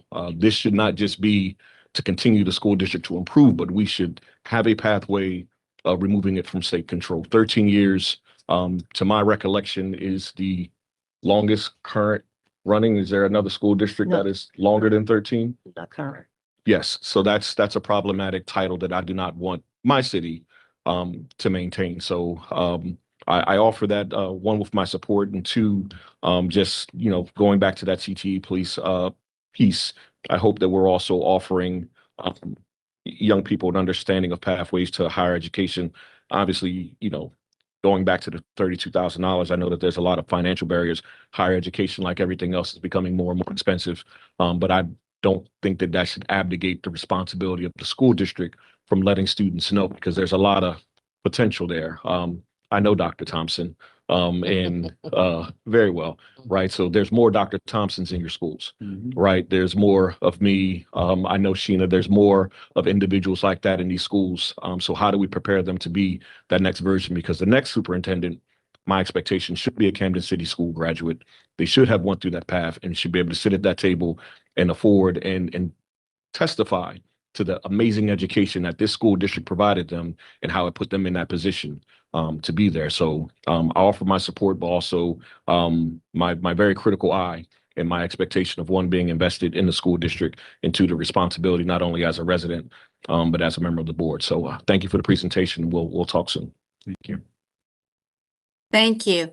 May I please call on Dr. Claudine Keenan to speak now and ask her thoughts and give her thoughts. Thank you. Thank you, President Goldenberg. Thank you, Superintendent. I'll echo what some of my fellow board members have already said. It is an impressively detailed plan with a very impressive, comprehensive, interdependency, set of interdependencies. My question is related to that. In our appendices, we were able to see System 2 in a little more detail and developing KPIs and creating the school stat system. And we were able to see that very ambitious 90-day timeline for moving from planning to implementation. How do these two interact with one another? If, for instance, the data system gets hung up at all, what happens around day 61 when you're doing that revise implementation? It probably will happen, right? Because we know things can always go sideways with the best laid plans. So the organization and our leaders are here with us this morning. We have been working at a high level and then stopping and saying, are we really actually targeting what the root cause is? So we have to spend time reflecting to make sure that we're not just treating the symptom, right? And often we, as leaders, we like to get right into action and solve a problem without understanding the underlying issues. So at day 61, if we're at a conflict or we're not seeing growth, part of the plan is to stop, review, and then take a different course of action, because we don't want to continue to repeat a practice that's not going to produce the intended outcome, which is improved student achievement. It's baked into our leadership, operating system, that we need to be able to understand that it's okay to say, oh no, we went down the wrong path. We've got to, recalibrate. And I anticipate it's going to happen in some of the areas, but we're also setting up a system where each of the 5 systems are required to work together. So if I walk into a meeting and it's the instruction curriculum team, Sam will be there with his data partners. Shanique will have, she'll be at the table as well with the leadership development and then the recruitment side. And then we'll have some of our workers like Alexis, our resident expert and do everything, instructional leader, just adding value at every different level. And then barrier removals, Miss Landy and her team looking at guidance, alternative education, special ed services, and then student services. We're all at the table. In the past, we've lived in silos. So by day 61, it may happen, but during that time, all the different perspectives of our team have come to bear on these different problems, and someone will identify that, I think we're going in the wrong direction. Let's stop. Let's look at the metrics. Let's whatever we're measuring, is it saying that we're having that intended outcome? And if we're not, then we need to recalibrate. Thank you. Thank you very much for the question and the answer. Anybody else at this time have anything to add to? Yes, thank you. Thank you, for Mary that Beth. optimistic report. It was really wonderful, and I certainly wish you all a wonderful school year. I'm looking forward to the next 100 days. I also wanted to talk just a little bit about the CTE portion, because I think it is so important. In the Renaissance schools, are there CTE programs siloed in those schools also? So great question. So it was part of our recent conversation that some of the schools, Renaissance and Charter, are looking at developing their CTE pathways in technology, STEM, in those areas as well. But we're also looking at, we're duplicating potentially programs, right? If we have culinary and cosmetology, should another system or another partner have one of those programs? Renaissance typically has been, from my understanding, and I don't want to be quoted on it, but I'm sure it's more of a college readiness, college career pathways. But I know they're also very much looking into the CTE, opportunities as well, and they're slowly rolling them out. But the conversation we had is also, let's not duplicate, because it takes tremendous resources to put together a culinary program, an automotive program, which we'll have at East Side. It takes a lot of funding to be able to put that together, so there shouldn't be that much duplication. We should be able to offer those programs to students across all of our city partners and be flexible with enrollment in a way that sustains all of our students. I think one of my takeaways is I listened to you talk about really accessing the community. And my colleagues, we were talking a little bit about that higher bar, a biomedical program. Those are great programs that I think young people can be excited about and say, you know what, I really kind of do like science. Maybe this is an area to look at. So partnering with local hospitals and things seem like you're growing and you've gone to 14. That's a good thing. But I also would love to see you, a higher bar in some of those amazing programs that are out there for young people. That's right. So one of the things that we did recently is we talked to some of our corporate friends in the city of Camden, and we asked, what are the emerging, jobs that are coming out in 10 years? And what they shared with us, none of us have programs in those areas. So when we look at our list of current CTE programs, we have to think ahead and say, are we preparing students for a future workforce that may not exist? Mm-hmm. And if we are, then we need to make adjustments throughout the city, because we have partners like American Water who need, water engineers. Are we developing those folks that can do that type of work, that high level science-based and engineering work? And we have to reflect and then revise our program. So I'm sure in 10 years from now, you'll look at the list of the CTE programs and it might be slightly different with different pathways that are more aligned to what the city is offering as far as, high level careers. Thank you. May I ask a quick question? I'm sorry. Are you partnering at this time with Cooper Hospital also to provide internships for the students? Yes, absolutely. Yeah, we have a program. I don't have all the details. I'm not sure who. There's an internship program there, right, with the phlebotomy. It's through Brim Medical, our Brim High School. We have a connection with Cooper. We have students who go there and actually do an internship in allied health programming. And I know recently there was an announcement about an expansion of access to Cooper's network. And I know there's a look at how can we expand that throughout the Renaissance Charter and school districts. So definitely Cooper is absolutely one of those champions of our students getting into the medical field. And we have incredible access. I can't remember the exact name of the program, but I know we absolutely have students, and we posted on our social media. So I'm sure we can find them. We can share it with the board. I think Sheen is looking for it right now, but we'll send you an example of some of the work that we've done already with Cooper. Okay, thank you. And for the CTE programs, are you having a minimum of 10 students involved with each course? I don't know the enrollment numbers directly in front of me, but I know that is, to sustain the program, you have to have at least 10 or more students in each of those programs. I know we've had some dips in enrollment in some of the different programs. That's led to us looking at, the sustainability of specific programs, and others are also growing and flourishing. So do we need additional supports on that side? I don't have the exact numbers in front of me, but yes, 10 would be the minimum to look at. And I know we definitely had one program that was slightly under, but we also didn't have a teacher identified for that position, which we now do. So moving forward, that will be the target for sustainability. You can't run a program with less than 10 or even 15 students in those classes. Right. All right. Thank you. I see that Dr. Johnson has his hand up. If he could please go ahead. Thank you. Thank you, President Goldenberg. Excuse me. Good morning, Superintendent Yano. Just a quick question for you in regards to efforts that you've made to recalibrate your leadership team. I see that there have been some significant changes. Can you talk a little bit about how and what you've done in that area? Absolutely. So we went through a restructuring process for central leadership.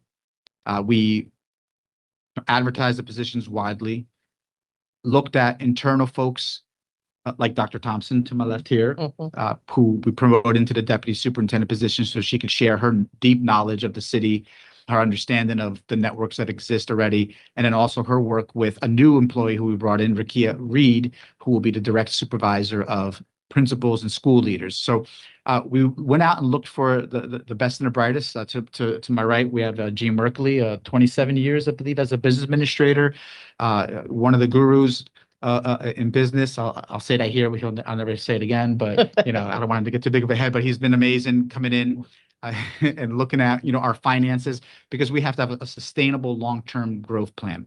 Dr. Cavallo, I think, will be 26 years. 26 years in human resources and also curriculum and instruction. So she brings that people lens, but also the curriculum supports and the work that she does around there. Sam has a really cool background. Used to work at NASA back in the day, worked on the West Coast, College Board, and the Philadelphia Principals Academy, right? School Leaders Academy.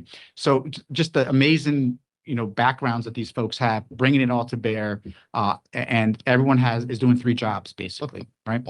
We also promoted Sheena Yetta to our chief of staff. She's basically been functioning in that form, knows all the community partners, keeps us on track, doesn't let us use the clicker when we're presenting because sometimes we mess up the presentations. And Miss Landy, picked up student services on top of her specialized services. So we looked for, potential in the district, the ability to take the lead and move forward. We promoted a principal from Yorkshire School, Dr. Coleman, to take on our family and community engagement team. I saw him in action multiple times during my first 5 months, watching him work with very challenging community members, parents, like situations that happened in the school. And the way he built trust and developed partnership, I felt like we need to get him in central office to work with us so he could take that understanding, that approach, and build trust and remove barriers for all of our families. So the approach was to find potential and work ethic and perseverance and thick skin. So that's the process we followed. Thank you very much. I look forward to my next visit to your district.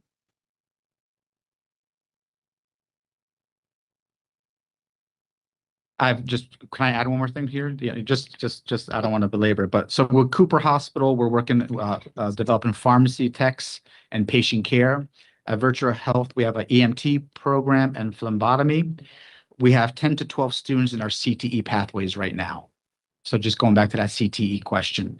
We also have the highest percentage of students taking the SATs in 11th and 12th grades. 86% of our students are taking the SATs, and like 25% of our students are involved in AP dual enrollment and CTE. So when we combine it all together, so we'll find out the exact AP numbers, because that's an area that we've been talking about, especially with Sam's understanding of College Board and what colleges are looking for in moving into secondary programs or graduate programs. We need to do a better job in that area, and we're working already with Rowan University, Camden County College, and Rutgers to develop better connections between our high school that can then lead to kids directly enrolling into those college programs through dual enrollment and what's the other one called? Dual enrollment, and I'm drawing a blank on the second one. It'll come to me later. Just dual enrollment. Thank you.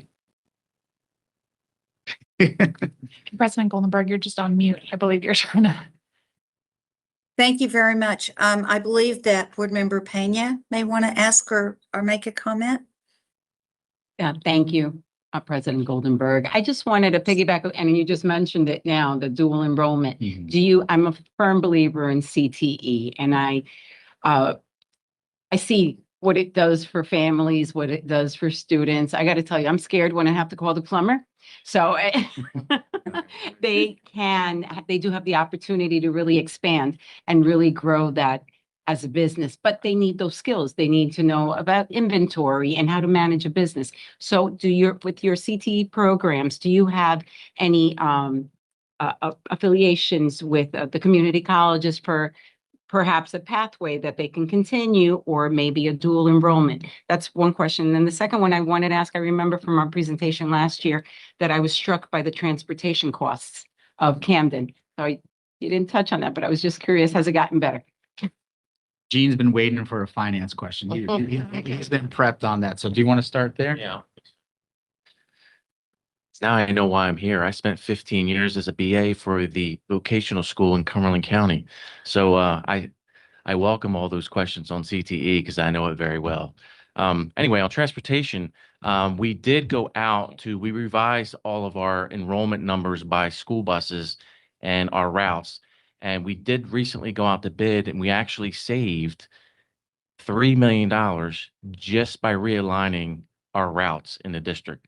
And we're continuing to work on that because of the new law that allows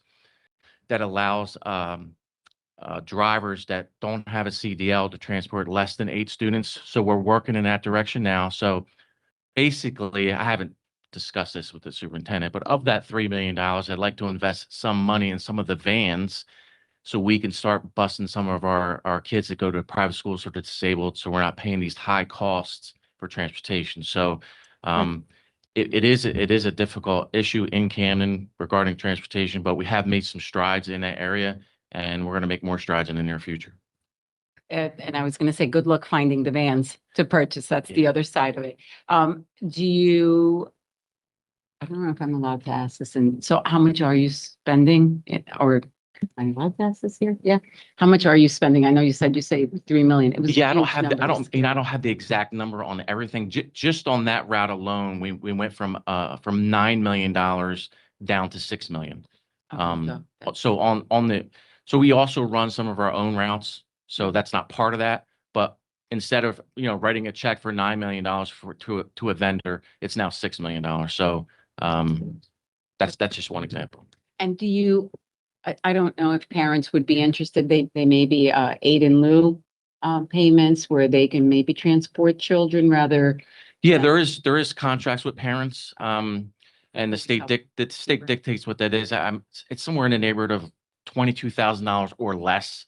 So anytime we've run into an issue where we're paying more than that, that's always available. And now the state just raised the $1 million to $1.5 million, so it's a little bit more money on the insurance side. But that's always a way for us to not only save money, but also it benefits the families also. Absolutely. Thank you. Thank you. And then I guess the dual enrollment, do you have? Absolutely. So, I don't have the whole entire list of the partnerships, but all of our CTE programs have community organizations and, industry partners. It's a requirement part of their Perkins grant that we have those affiliations struck tightly. But what we found is there still seems to be a disconnect between the articulation between the high school program into the college programs. And that's recently, as of last week, we had that conversation around, what can we do to better connect high school to college?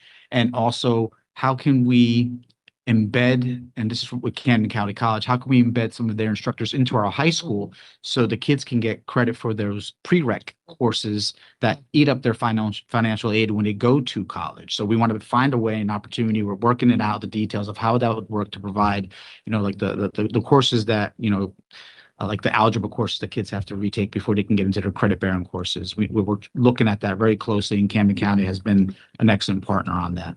I would encourage you to have conversations with your community colleges because that's another hat that I wear up in Hudson County. But I can tell you that you can get your teachers with a master's degree to teach those courses, and then your students will get the college credit. It's a win-win. It's a small fee that's paid to the community college, but those students benefit by getting those college credits ahead of time. Another thing to consider too, I think you said you had an automotive program. I don't know if your community college does have one, but your students should know that if one is not available there and they do go to another community college outside of your county, they will get charged the same fee as an in-county That's right. course. There's like a little chargeback that they do, and it benefits the students. So I'm all for it. I think that's great. Right. Absolutely. Education in any form is good. It doesn't have to be BA, MA, PhD. If it works for you, great. But I always say that college is not for everyone. There's a role for everyone. And with AI, let me tell you, those jobs are going to be coming very handy. The plumbers, the electricians, the carpenters. They don't have robots that can do that stuff yet. So, right. And we definitely have that partnership with Camden County College already with the automotive program, and also with Subaru, where our students get to go see, how Subaru puts together vehicles, and there's an automotive bay. Our students get to experience that. And we partner with Subaru around some of the different programs that we have around automotive. But definitely, there's a lot of invested folks in the city who want to work with us and appreciate the better understanding of the access to the other county programs that we have ability, and there's so many close by. I don't want to be a contrarian, but I do want, there's a very careful line that I think we need to walk with the CTEs. I don't want to see all the custodians come out of Camden, right? I don't want to see all of the quote unquote manual hands-on jobs, pushed to Camden City schools, right? If you've ever seen the movie X, there was a line in there where Malcolm said he really wanted to be a lawyer, and his teacher told him, "You're really good with your hands. Why don't you be a carpenter?" Right? I don't want to see our talent relegated. So I completely agree that not everyone is made for college. But I do want to be careful about the line in making sure that we're not like pushing or relegating our students to these other careers because they think that they're not supposed to do it because they're from Camden.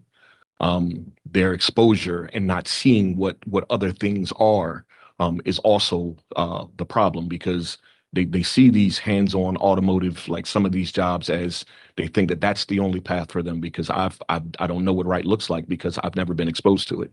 So I want to be very, very careful about how we manage this, because to say that we have the highest amount of CTEs, and to my colleague here that is also a Camden County student, right? Like, how many CTE programs do they have in a Collingswood? Like, how many do they have in a Haddon Heights? So are those schools preparing and ensuring that their students get into these higher careers? Because there's a difference between being a custodian and being a lab tech, being the guy that holds the, slow down men working, and the guy that's managing the crane. Totally different paychecks, right? So I agree, I support it, but it's a fine line that can become devastating for the outcomes for the city when we aren't producing the kind of young people that can make the livable wage that is needed for in this one of the most expensive states in the country. So I agree with all the statements, but I hope that we manage that line very, very carefully, because I know that my Vice President Bennett, being in Newark, she sees that there, right? We can see the same thing in Trenton. All these programs don't need to be hyper concentrated into our urban epicenters, right? Because, what is that telling our kids, that only the automotive people can come out of Camden? Like, there's kids in Ciclaville that love to work on cars, but why aren't those programs like highlighted there? So I just want to be careful about how we kind of manage that program, and I support it, but want to be mindful. Thank you. I see President Goldenberg first.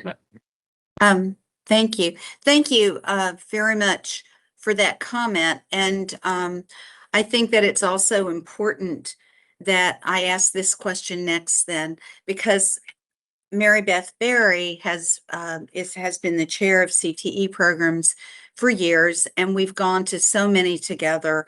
And one of the things that we've seen in various CTE programs is that the administration will work with the students to help develop soft skills like looking someone in the eye for interviews, and how to appropriately go into the process of dealing with adults that are in the world. So I wonder, is Camden looking at that also to help develop the soft skills for our students? A lot of our programs have, just okay, right. So there is a lot of connection to our community partners out there. So some of the organizations that we partner with, let's say construction trades, they have community experts who come in to do presentations about exactly those like skill sets. How do you prepare a resume? How do you attract the attention of a potential employer? What do you do when you work on go on a job site? How do you approach a patient if you're in our patient care program? So there is quite a bit of that soft skill development, because we know the youngsters of today would rather text you than talk to you, right? So we're trying to develop those skills like, hey, you can look someone in the eye, you shake someone's hand, you have to come dressed up, put a tie on when you go into a meeting. How do you present yourself on a Zoom versus an in-person exchange? So absolutely, that is definitely part of the program. And it's not just a CTE type of thing. It's a life skills focus for everyone? all high school students, for everyone, because it's how you engage. It's something that it is different today, right? This new generation is quite different from how we grew up and some of the things that we were exposed to. So finding those opportunities to bring that into our school system, absolutely. And we have a lot of committed community partners who come into school and talk about, how you hold yourself, how do you approach others and exhibit and express, a sense of confidence in yourself and how you dress. We have really cool programs in Camden City that definitely are hitting that nail on the head. I also wanted to just go back to CTE program, 25%. I just found the statistic that, Sam put together a little chart for us that we could share with the commissioner, and you can share it out. 25% of our students are enrolled in one or more AP course. So there is definitely a track of kids who are super motivated to take those high-level courses at the Camden High and at East Side.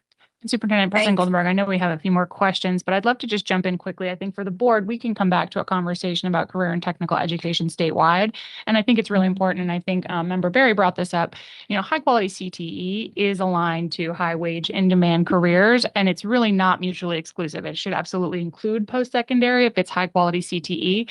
So I know that has come up across some of the pieces, but I think being able to revisit that statewide data, I think will be a great conversation for the board, and just wanted to emphasize that because I know we have as our business administrator shared in his time at the County VOTEC, we have really fantastic programs that really, again, a high quality program includes post-secondary. I recently was speaking to the College Board, and they are working on AP courses as part of career and technical education sequences. So just want to make sure we're not making these mutually exclusive and bringing back what that could look like.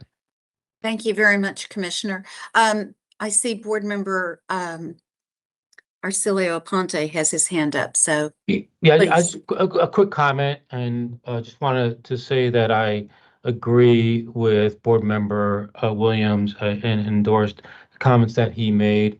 I do believe that we ought to also be preparing our students for careers in, say, accounting, finance, and the medical field, healthcare.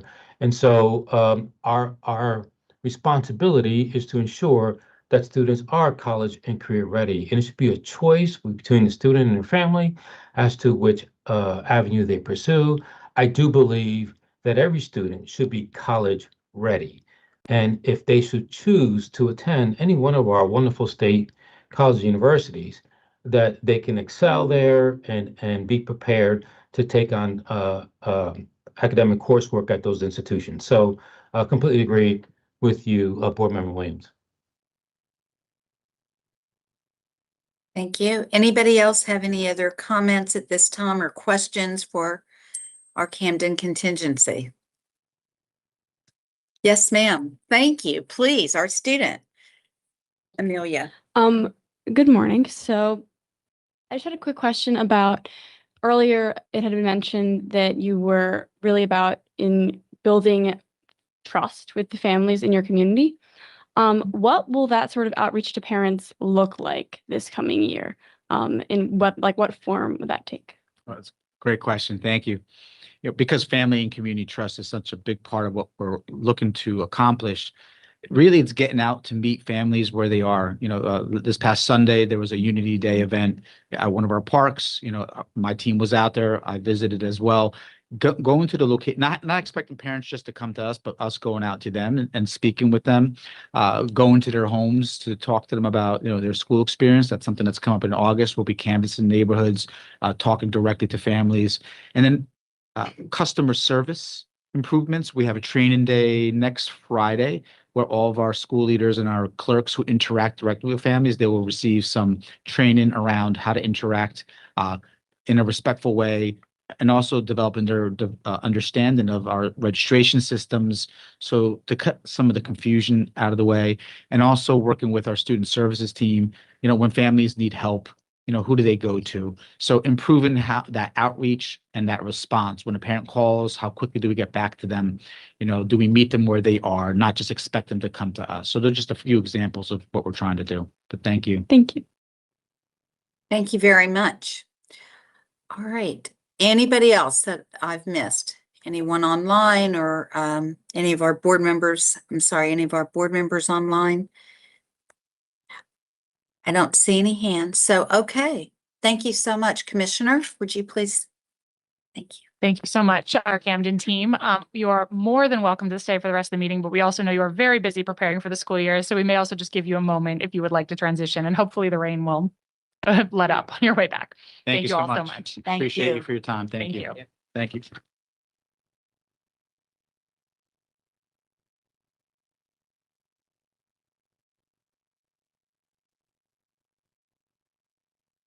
Okay. I can't see if the people have, if we're ready to 15 continue. more seconds, President Goldenberg. Thank you. Good. 15 I more see seconds. now. Okay. Thank you. Great.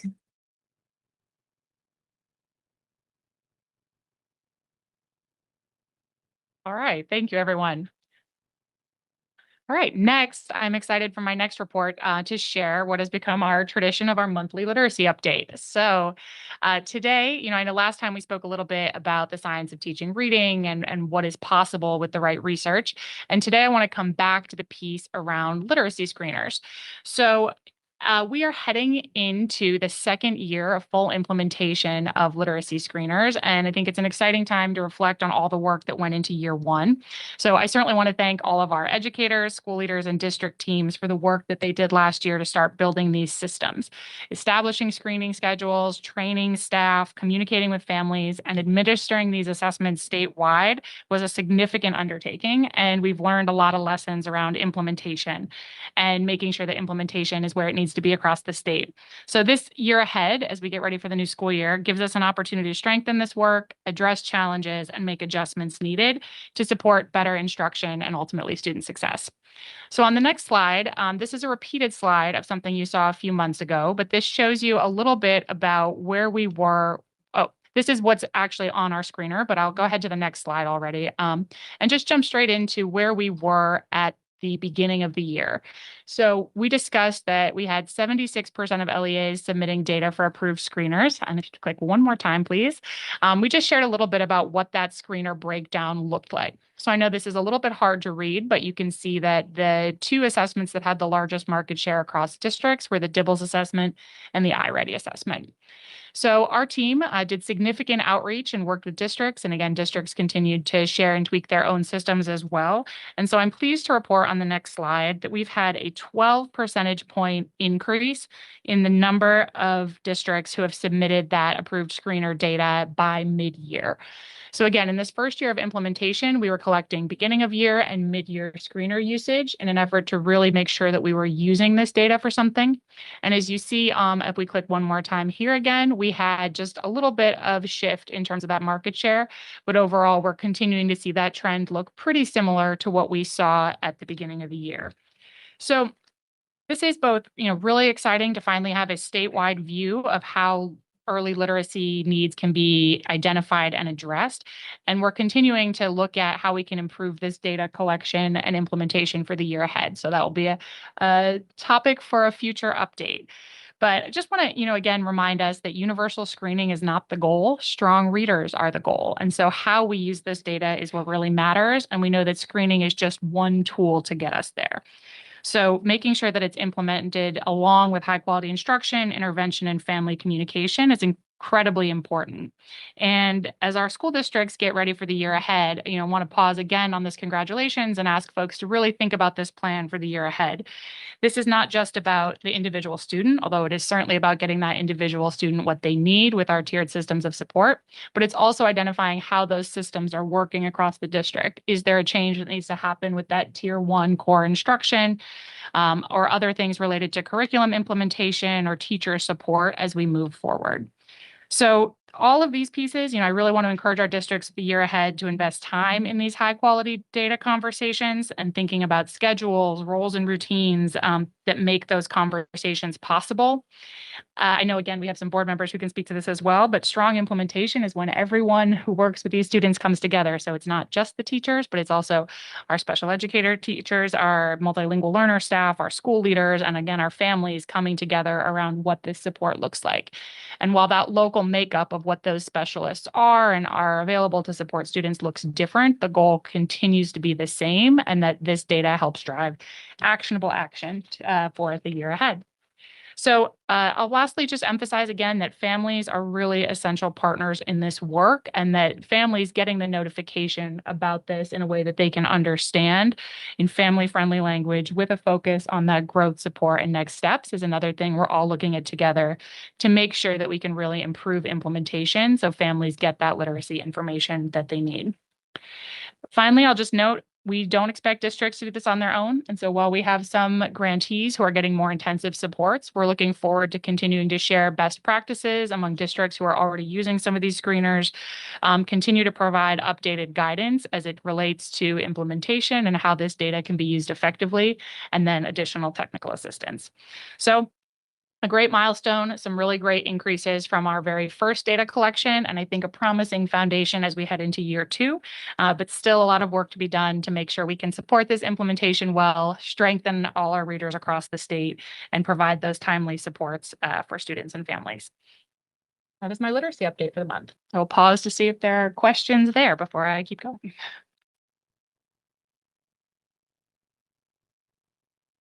Commissioner, I don't see anybody's hand up from my vantage point. I got a subtle thumbs up over here. Yay. Wonderful. Thank you all. So the next update, my last update in this section, I have no slides for, but I'm excited to talk a little bit about important work to strengthen our public education system. So we are looking at the launch of a new initiative to examine and improve the way that we fund our schools. So this has been a topic of conversation. And throughout my first 6 months, I've had an opportunity to listen to families, educators, school leaders, advocates, community partners, and taxpayers across the state. And one message has come through really clearly. And this is that while New Jersey has made historic investments in public education, was at the forefront of making sure that money followed student need, our current system doesn't feel as predictable, transparent, or responsive to the real needs of students and schools and communities. So our responsibility to make sure that all of our public dollars are working as hard as possible for every children means not only asking if resources are distributed fairly, but whether the system is helping districts manage and drive down real costs over time. Costs in areas like transportation, as we discussed some today, special education, tuition arrangements, and other services that directly affect local budgets and property taxpayers. So this work is not simply about shifting costs from one place to another, but about building a clearer, more accountable school finance system that helps us understand what things actually cost, where spending is producing strong results, and where costs are rising faster than they should. Ultimately, to get to what policy decisions could help districts deliver services more efficiently while protecting student opportunity. So over the next few months, the department is going to bring people together, both to develop a shared understanding of how school funding works today and identify ways to make the system more predictable, transparent, accountable, and ultimately a system that really supports our student needs. As part of this effort, we are also pleased to partner with the Hunt Institute to launch a steering committee who will be responsible for bringing together all of these different pieces related to stakeholder engagement and these details related to research and data and national best practices. So the State Board of Education will have a seat on that steering committee, and I look forward to continuing to engage with this group about those details.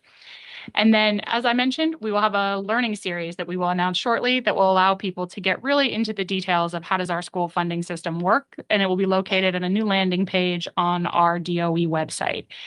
The public will have an opportunity there to be able to see this information, access resources, opportunities for engagement, and again, how information and feedback is being used throughout the process.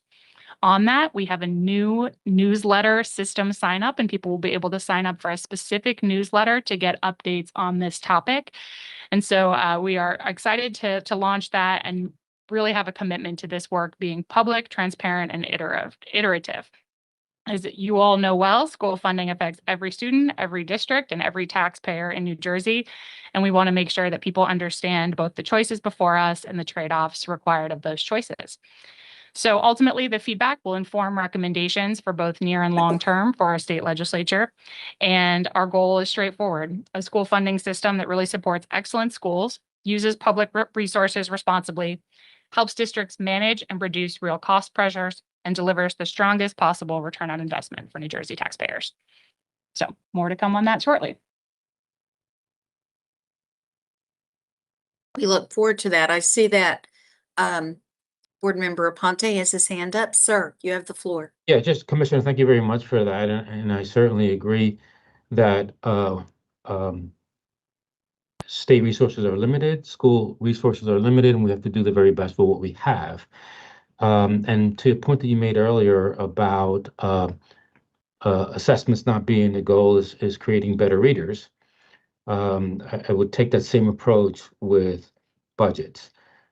Cutting budgets is not the goal. Improving student outcomes are the goal, right? And so I don't want budget officers to reduce budgets of programs that we know are working.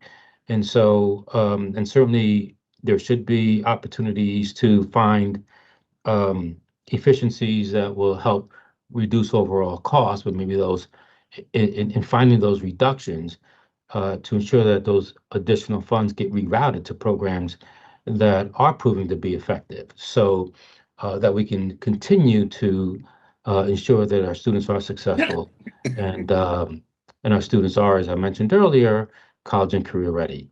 So thank you, Commissioner, for both presentations.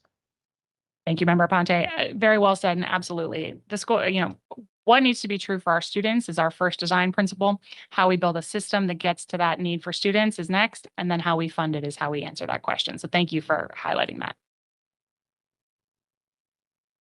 Thank you. Anybody else have any additions, thoughts? I look forward to hearing it all. Thank you so much. Okay, we can continue. Thank you. We are now on to the items for consideration section. And the first one, appointments. I do not have any personnel recommendations this month, so that is a short one.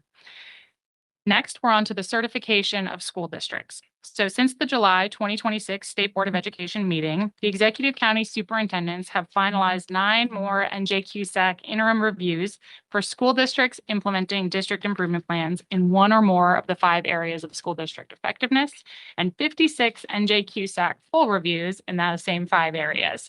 So I'm recommending 27 of those districts for certification today.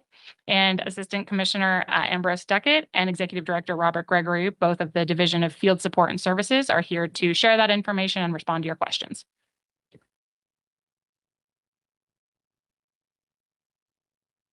Thank you, Commissioner, Board President Goldenberg, Board Vice President Ms. Bennett, and the Board of Education. We have 27 districts for certification, and I'll start and go through. In Cape May County, we have Cape May City School District, Ocean City School District, and Stone Harbor School District. In Essex County, we have Belleville Public School District, Cedar Grove Township School District, Essex Falls School District.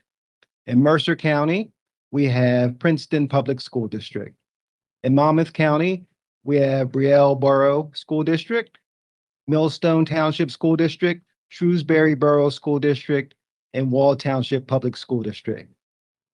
In Morris County, we have the School District of the Chathams.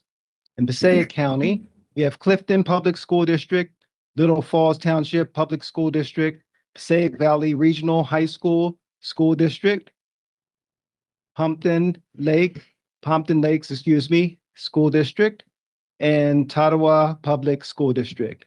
And Salem County, we have Pittsgrove Township School District, Woodstown, Pilesgrove Regional School District. And in Somerset County, we have Watchung Borough School District. In Sussex County, we have Hampton Township School District, Hoptong Borough School District, Lenape Valley Regional High School School District. And finally, in Union County, we have Berkeley Heights School District, Elizabeth Public Schools Springfield Public School District, and Westville Public School District. Those are the 27. Are there any questions? I, of course, would just like to make one comment.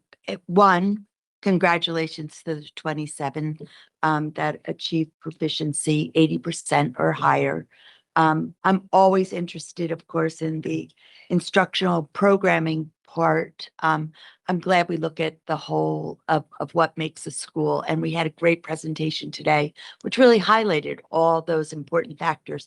You need everything to have a great school and a great education for our young people. I am disheartened that 29 school districts are not up for certification. And some of them certainly are close to making the 80%, but they still did not achieve that. And you know, we talked a little bit about data drives actionable actions. I love that we're seeing this. Perhaps maybe we need to have more conversation about those districts that haven't been able to achieve that, and recognize those districts as well, because maybe the parents and the community members might say, you know what can we do to make sure that our schools are high performing and are being certified, because it's important. This is something to celebrate. I want all schools to have that opportunity to be able to celebrate. So Agreed. Thank you very much, Board Member Barry. I thank you also for announcing each of the school districts, because they've worked so hard to achieve that. So thank you very much for that. How about any? Yeah, we appreciate it. How about anybody else? Any questions or comments? No? All right, thank you. So we will go ahead, if that's all right. And may I have a motion, please, to accept these 27 districts? And I believe, Dr. Johnson, you may want to recuse yourself from your home community. So moved. I will be abstaining on Pittsburgh Township. I will approve all others. Thank you. Thank you, sir. So we have a motion. Who made it? I'm sorry. Bennett. Thank you. Thank you, Vice President Bennett. May I please have a second? Second. Thank you very much, sir.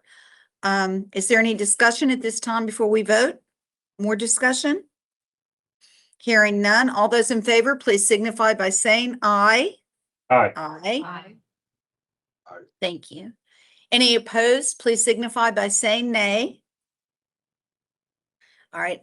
And the one abstention, Dr. Johnson, for his home community? I'm I'd sorry. like to abstain from Clifton as well. Thank you, sir, very much. Okay. So we've voted and it's passed, I believe. Diane, we have enough, right?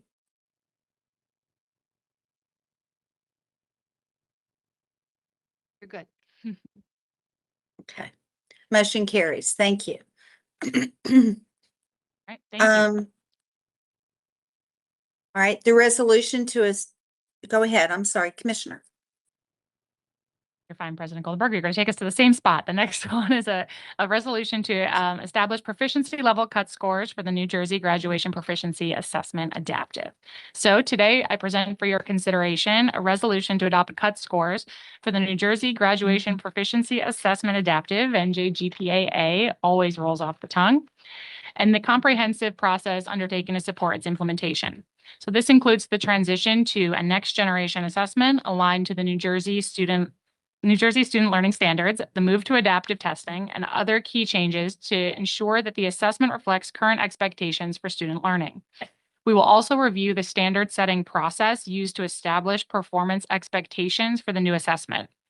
As part of this work, New Jersey educators from across the state participated in a structured and nationally recognized process to evaluate the assessment and provide recommendations grounded in the knowledge and skills outlined in the state's academic standards. So Lisa Haberl, Executive Director, and John Nanny, Director, Office of Assessments, for the Division of Teaching and Learning Services, are here to provide an overview that summarizes that process, shares the educator feedback gathered throughout the work, and provides the graduation assessment pathways available to students moving forward. Lisa and John, thank you. Thank you, Commissioner. Good morning, President Goldenberg, Vice President Bennett, and members of the State Board of Education. Today, we are presenting the results of the standard setting process for New Jersey Graduation Proficiency Assessment Adaptive, or the NJGPA. This process was conducted to establish the scores students must achieve to be considered graduation ready on the new assessment. Today, we will cover 5 topics. First, we will review several differences between the NJGPA and NJGPA adaptive assessments. Second, we will review what standard setting is and who participated. Third, we will discuss the panelist survey results that the panelists completed following their work in a standard setting meeting. Fourth, we will discuss the recommended cut scores. And finally, we will present the graduation pathways for the class of 2027 based on the implementation of the new NJGPA adaptive program. Before discussing the standard setting process, it may be helpful to briefly review the purpose of the New Jersey Graduation Proficiency Assessment Adaptive, or the NJGPA. The assessment serves 3 important functions. First, it helps determine whether students are demonstrating the reading and mathematics knowledge, skills that are expected under the New Jersey Student Learning Standards.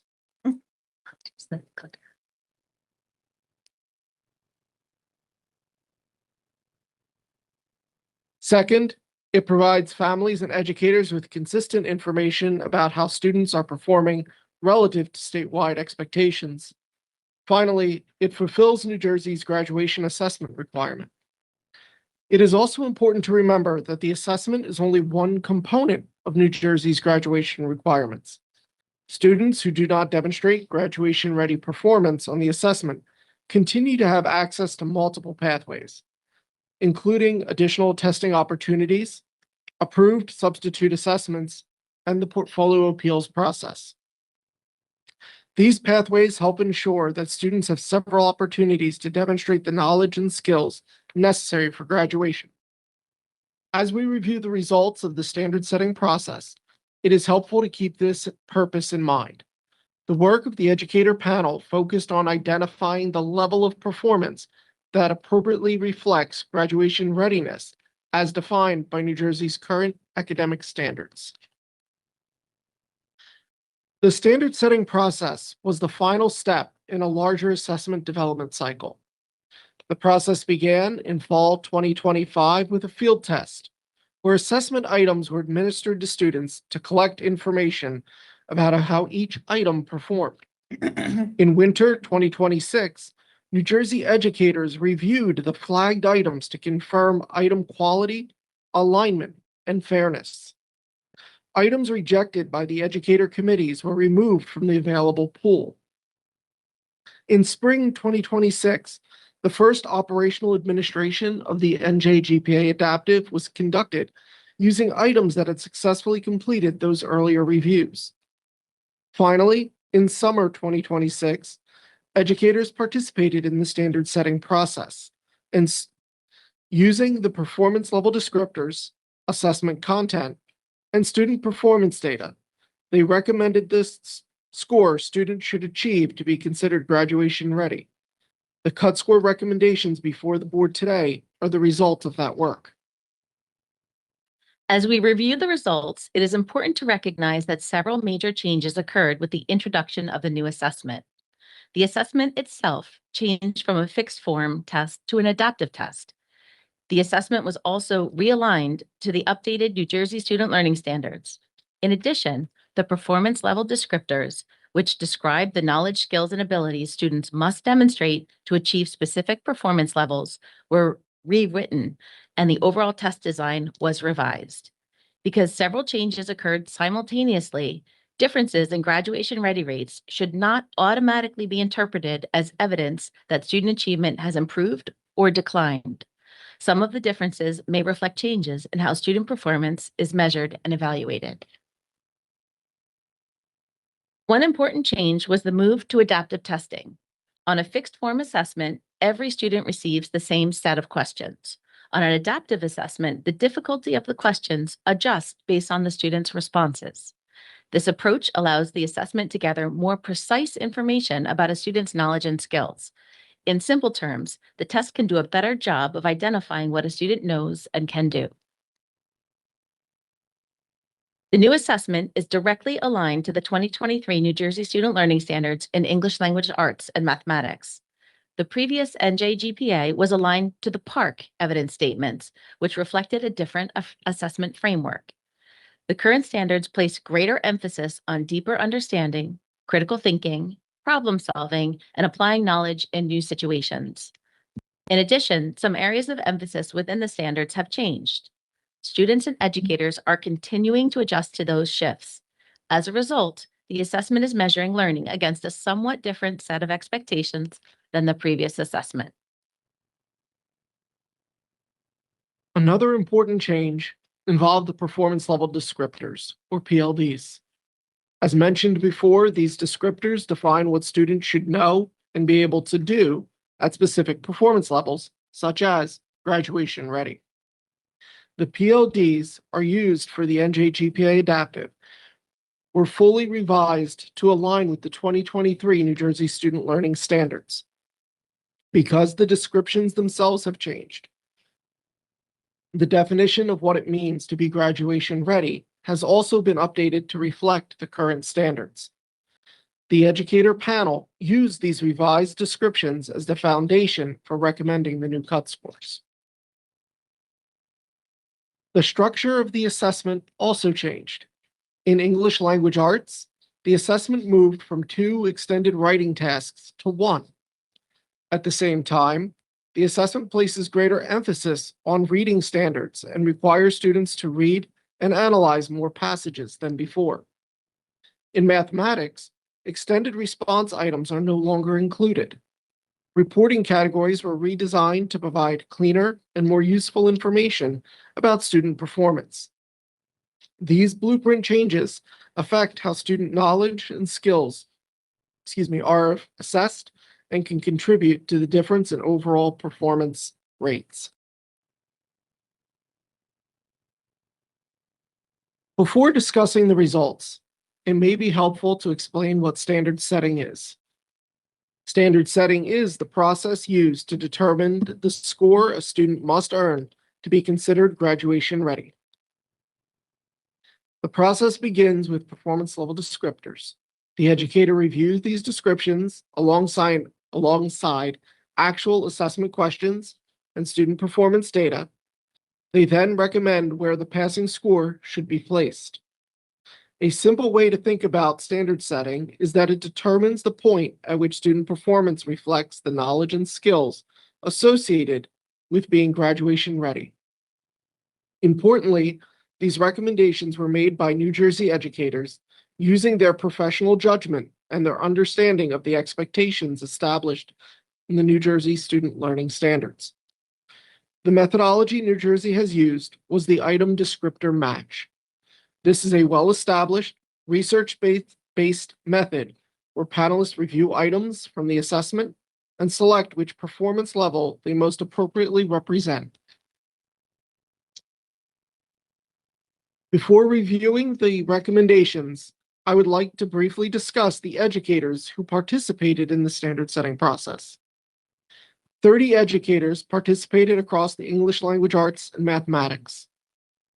The panel included representatives from Northern, Central, and Southern New Jersey, as well as educators from urban, suburban, and rural school districts. The group also reflected a variety of professional perspectives, including teachers of general education students, teachers of special education students, teachers of multilingual learners, administrators, supervisors, instructional coaches, and educational specialists. This broad representation is an important part of the standard setting process. New Jersey students learn in many different types of communities and educational settings. By bringing together educators from across the state, we can help ensure that the recommended standard reflects the experiences of students in classrooms throughout New Jersey, rather than the experience of any single district or region. These educators work directly with students every day and understand both the expectations of the New Jersey Student Learning Standards and the diverse needs of the students they serve.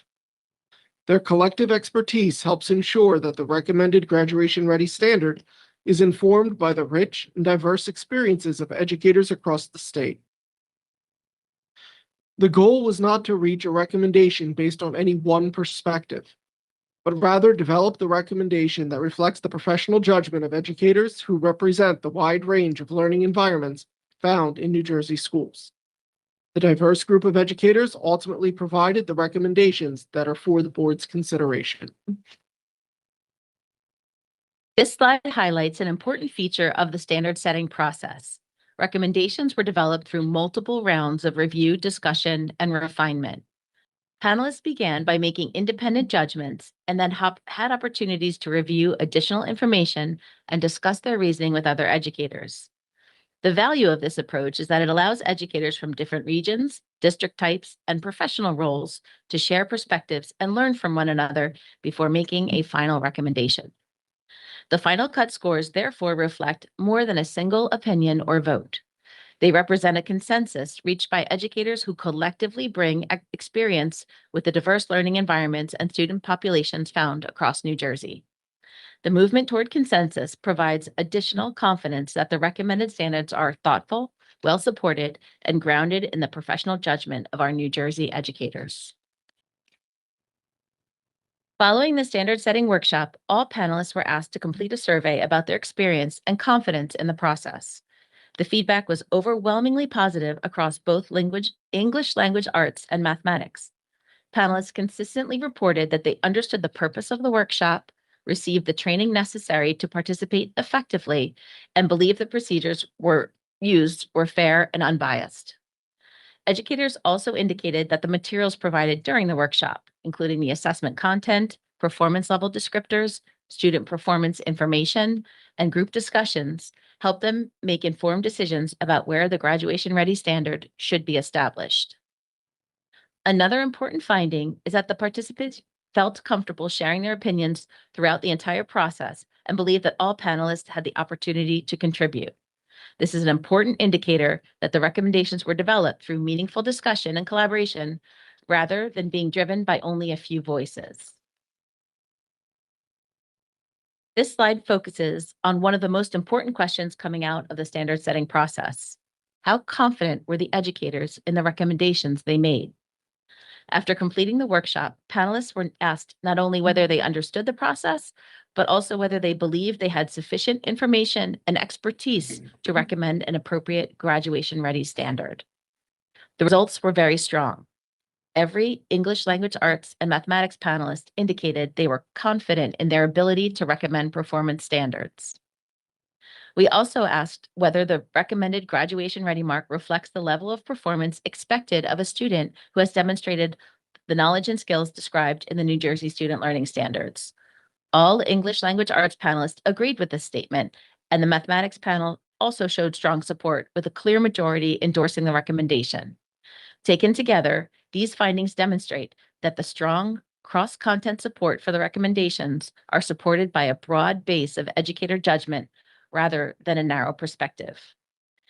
These findings are important because they speak directly to the credibility of the recommendations before the board. The educators who reviewed the assessment content, applied the performance level descriptors, and examined student performance information and participated in the discussions expressed confidence that the recommended standards appropriately reflect graduation readiness. These results suggest that the recommended cut scores are not simply the product of a statistical process. They reflect the professional judgment of New Jersey educators with strong agreement across panels and broad support for the final recommendations. For English language arts, educators recommended a graduation-ready passing standard at a proficiency level value of negative 0.335. When translated to the NJGPA Adaptive Reporting Scale, that passing standard corresponds to a scale score of 450. The gold dashed line identifies that point. Students whose performance falls to the right of the line would be considered graduation ready, while students to the left of the line would not yet meet the standard. The chart shows how that scale score corresponds to the assessment's internal measurement scale. The internal measurement scale, or proficiency level range, which is commonly referred to as the theta scale, is simply an estimate of the student's overall achievement level. Higher values indicate stronger performance, while lower values indicate weaker performance. When the recommended standard is applied to student results, approximately 75.1% of students demonstrated graduation-ready performance. It is important to note that the panel's goal was not to determine how many students should pass.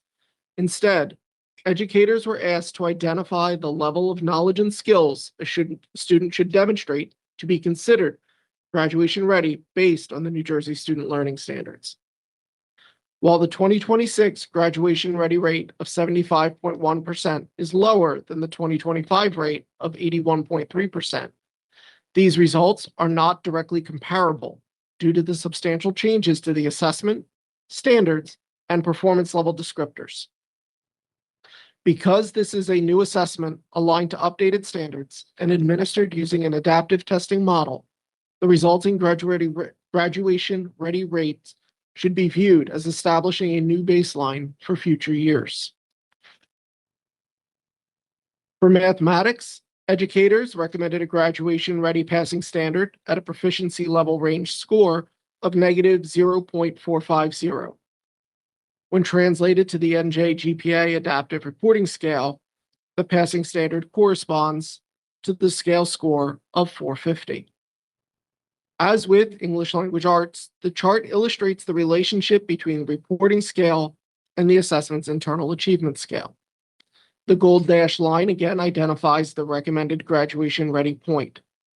Students whose performance falls to the right of the line would be considered graduation ready, while students to the left of the line would not yet meet the standard. When this recommended standard is applied to the student results, approximately 60.3% of students demonstrate graduation-ready performance in mathematics.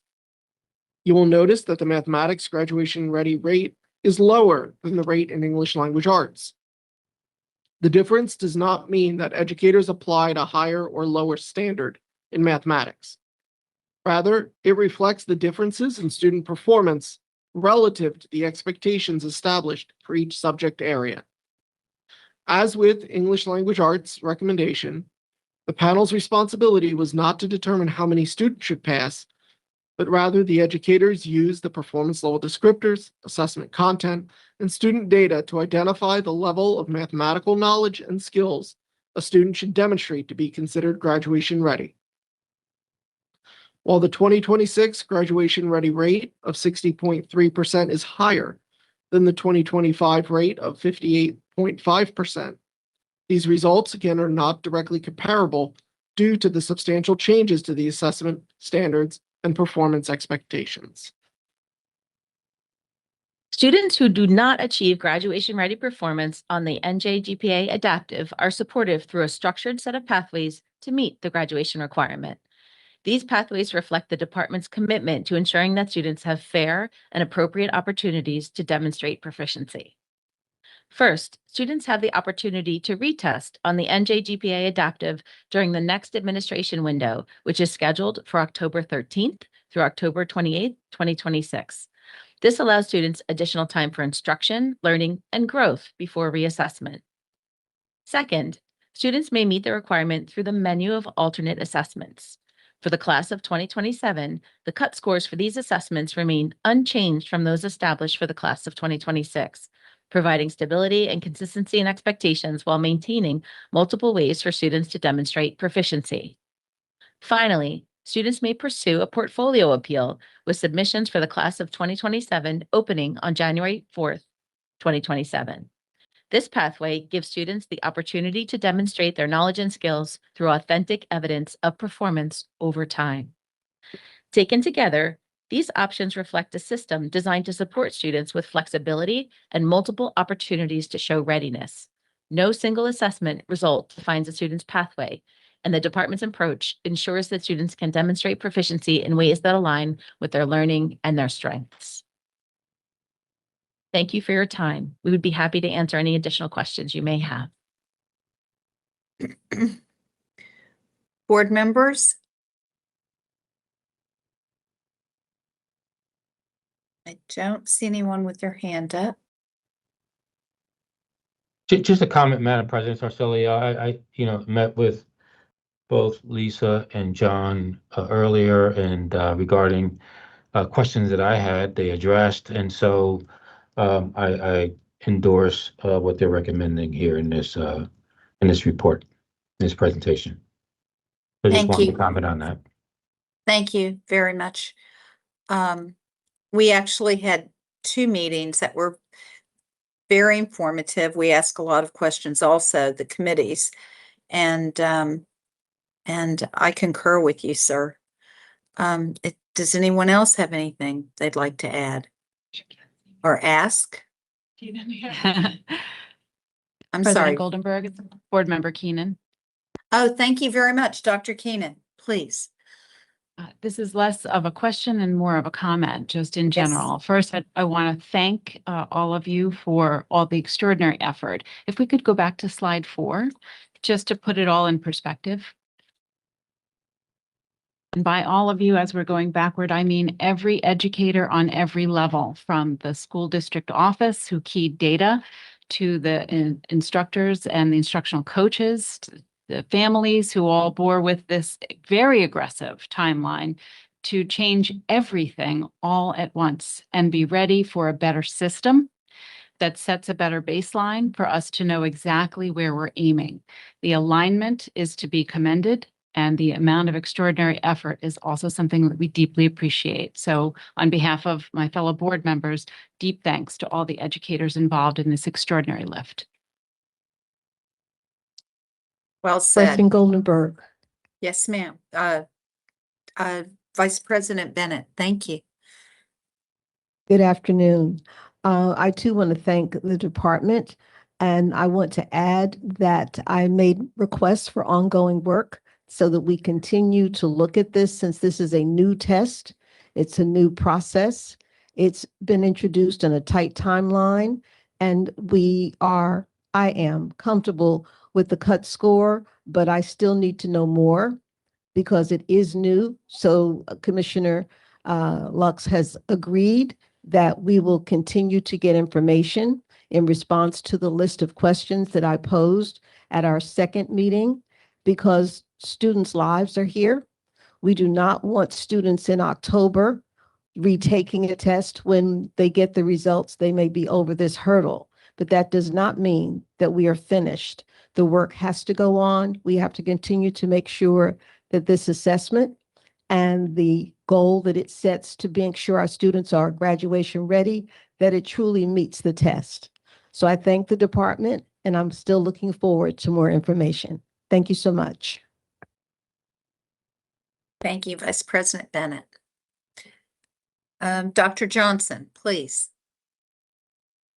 Thank you. I too would like to thank the department for all of the work that they put in, all the constituent groups, and especially my fellow board members on the committee for the multiple meetings, the questions, and examination of everything that went into being able to get to where we are today. So just thanks to everyone for all the effort put in. Thank you very much. Anyone else at this time? Am I missing anyone that I'm not seeing? I don't think so. Okay, President so, Goldenberg, I'll just offer.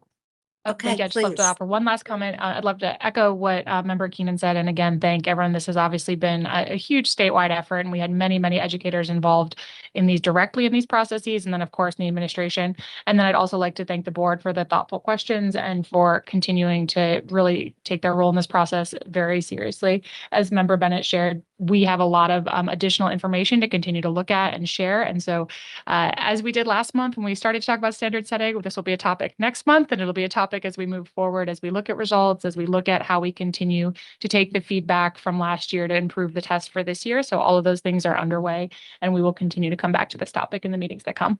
Thank you all. Thank you, Commissioner. Appreciate that. All right, so may I please ask for a motion from the board? So moved. Thank you very much. May I please have a second? Second. Thank you very much. I appreciate it.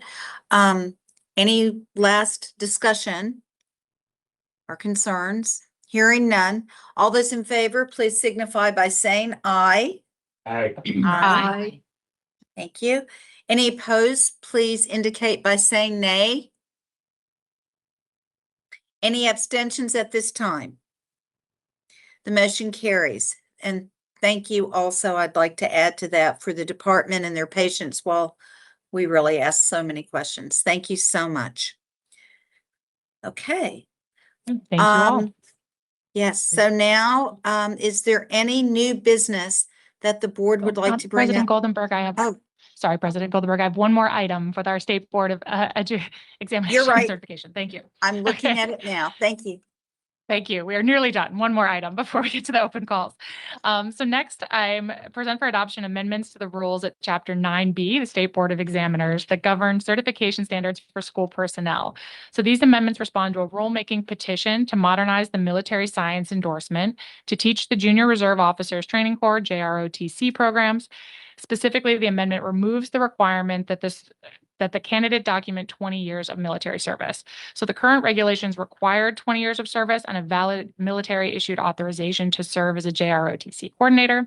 The service requirement was originally aligned with federal rules limiting eligibility to retired personnel. However, the federal policy expanded eligibility to include non-retired service members who met branch specific requirements.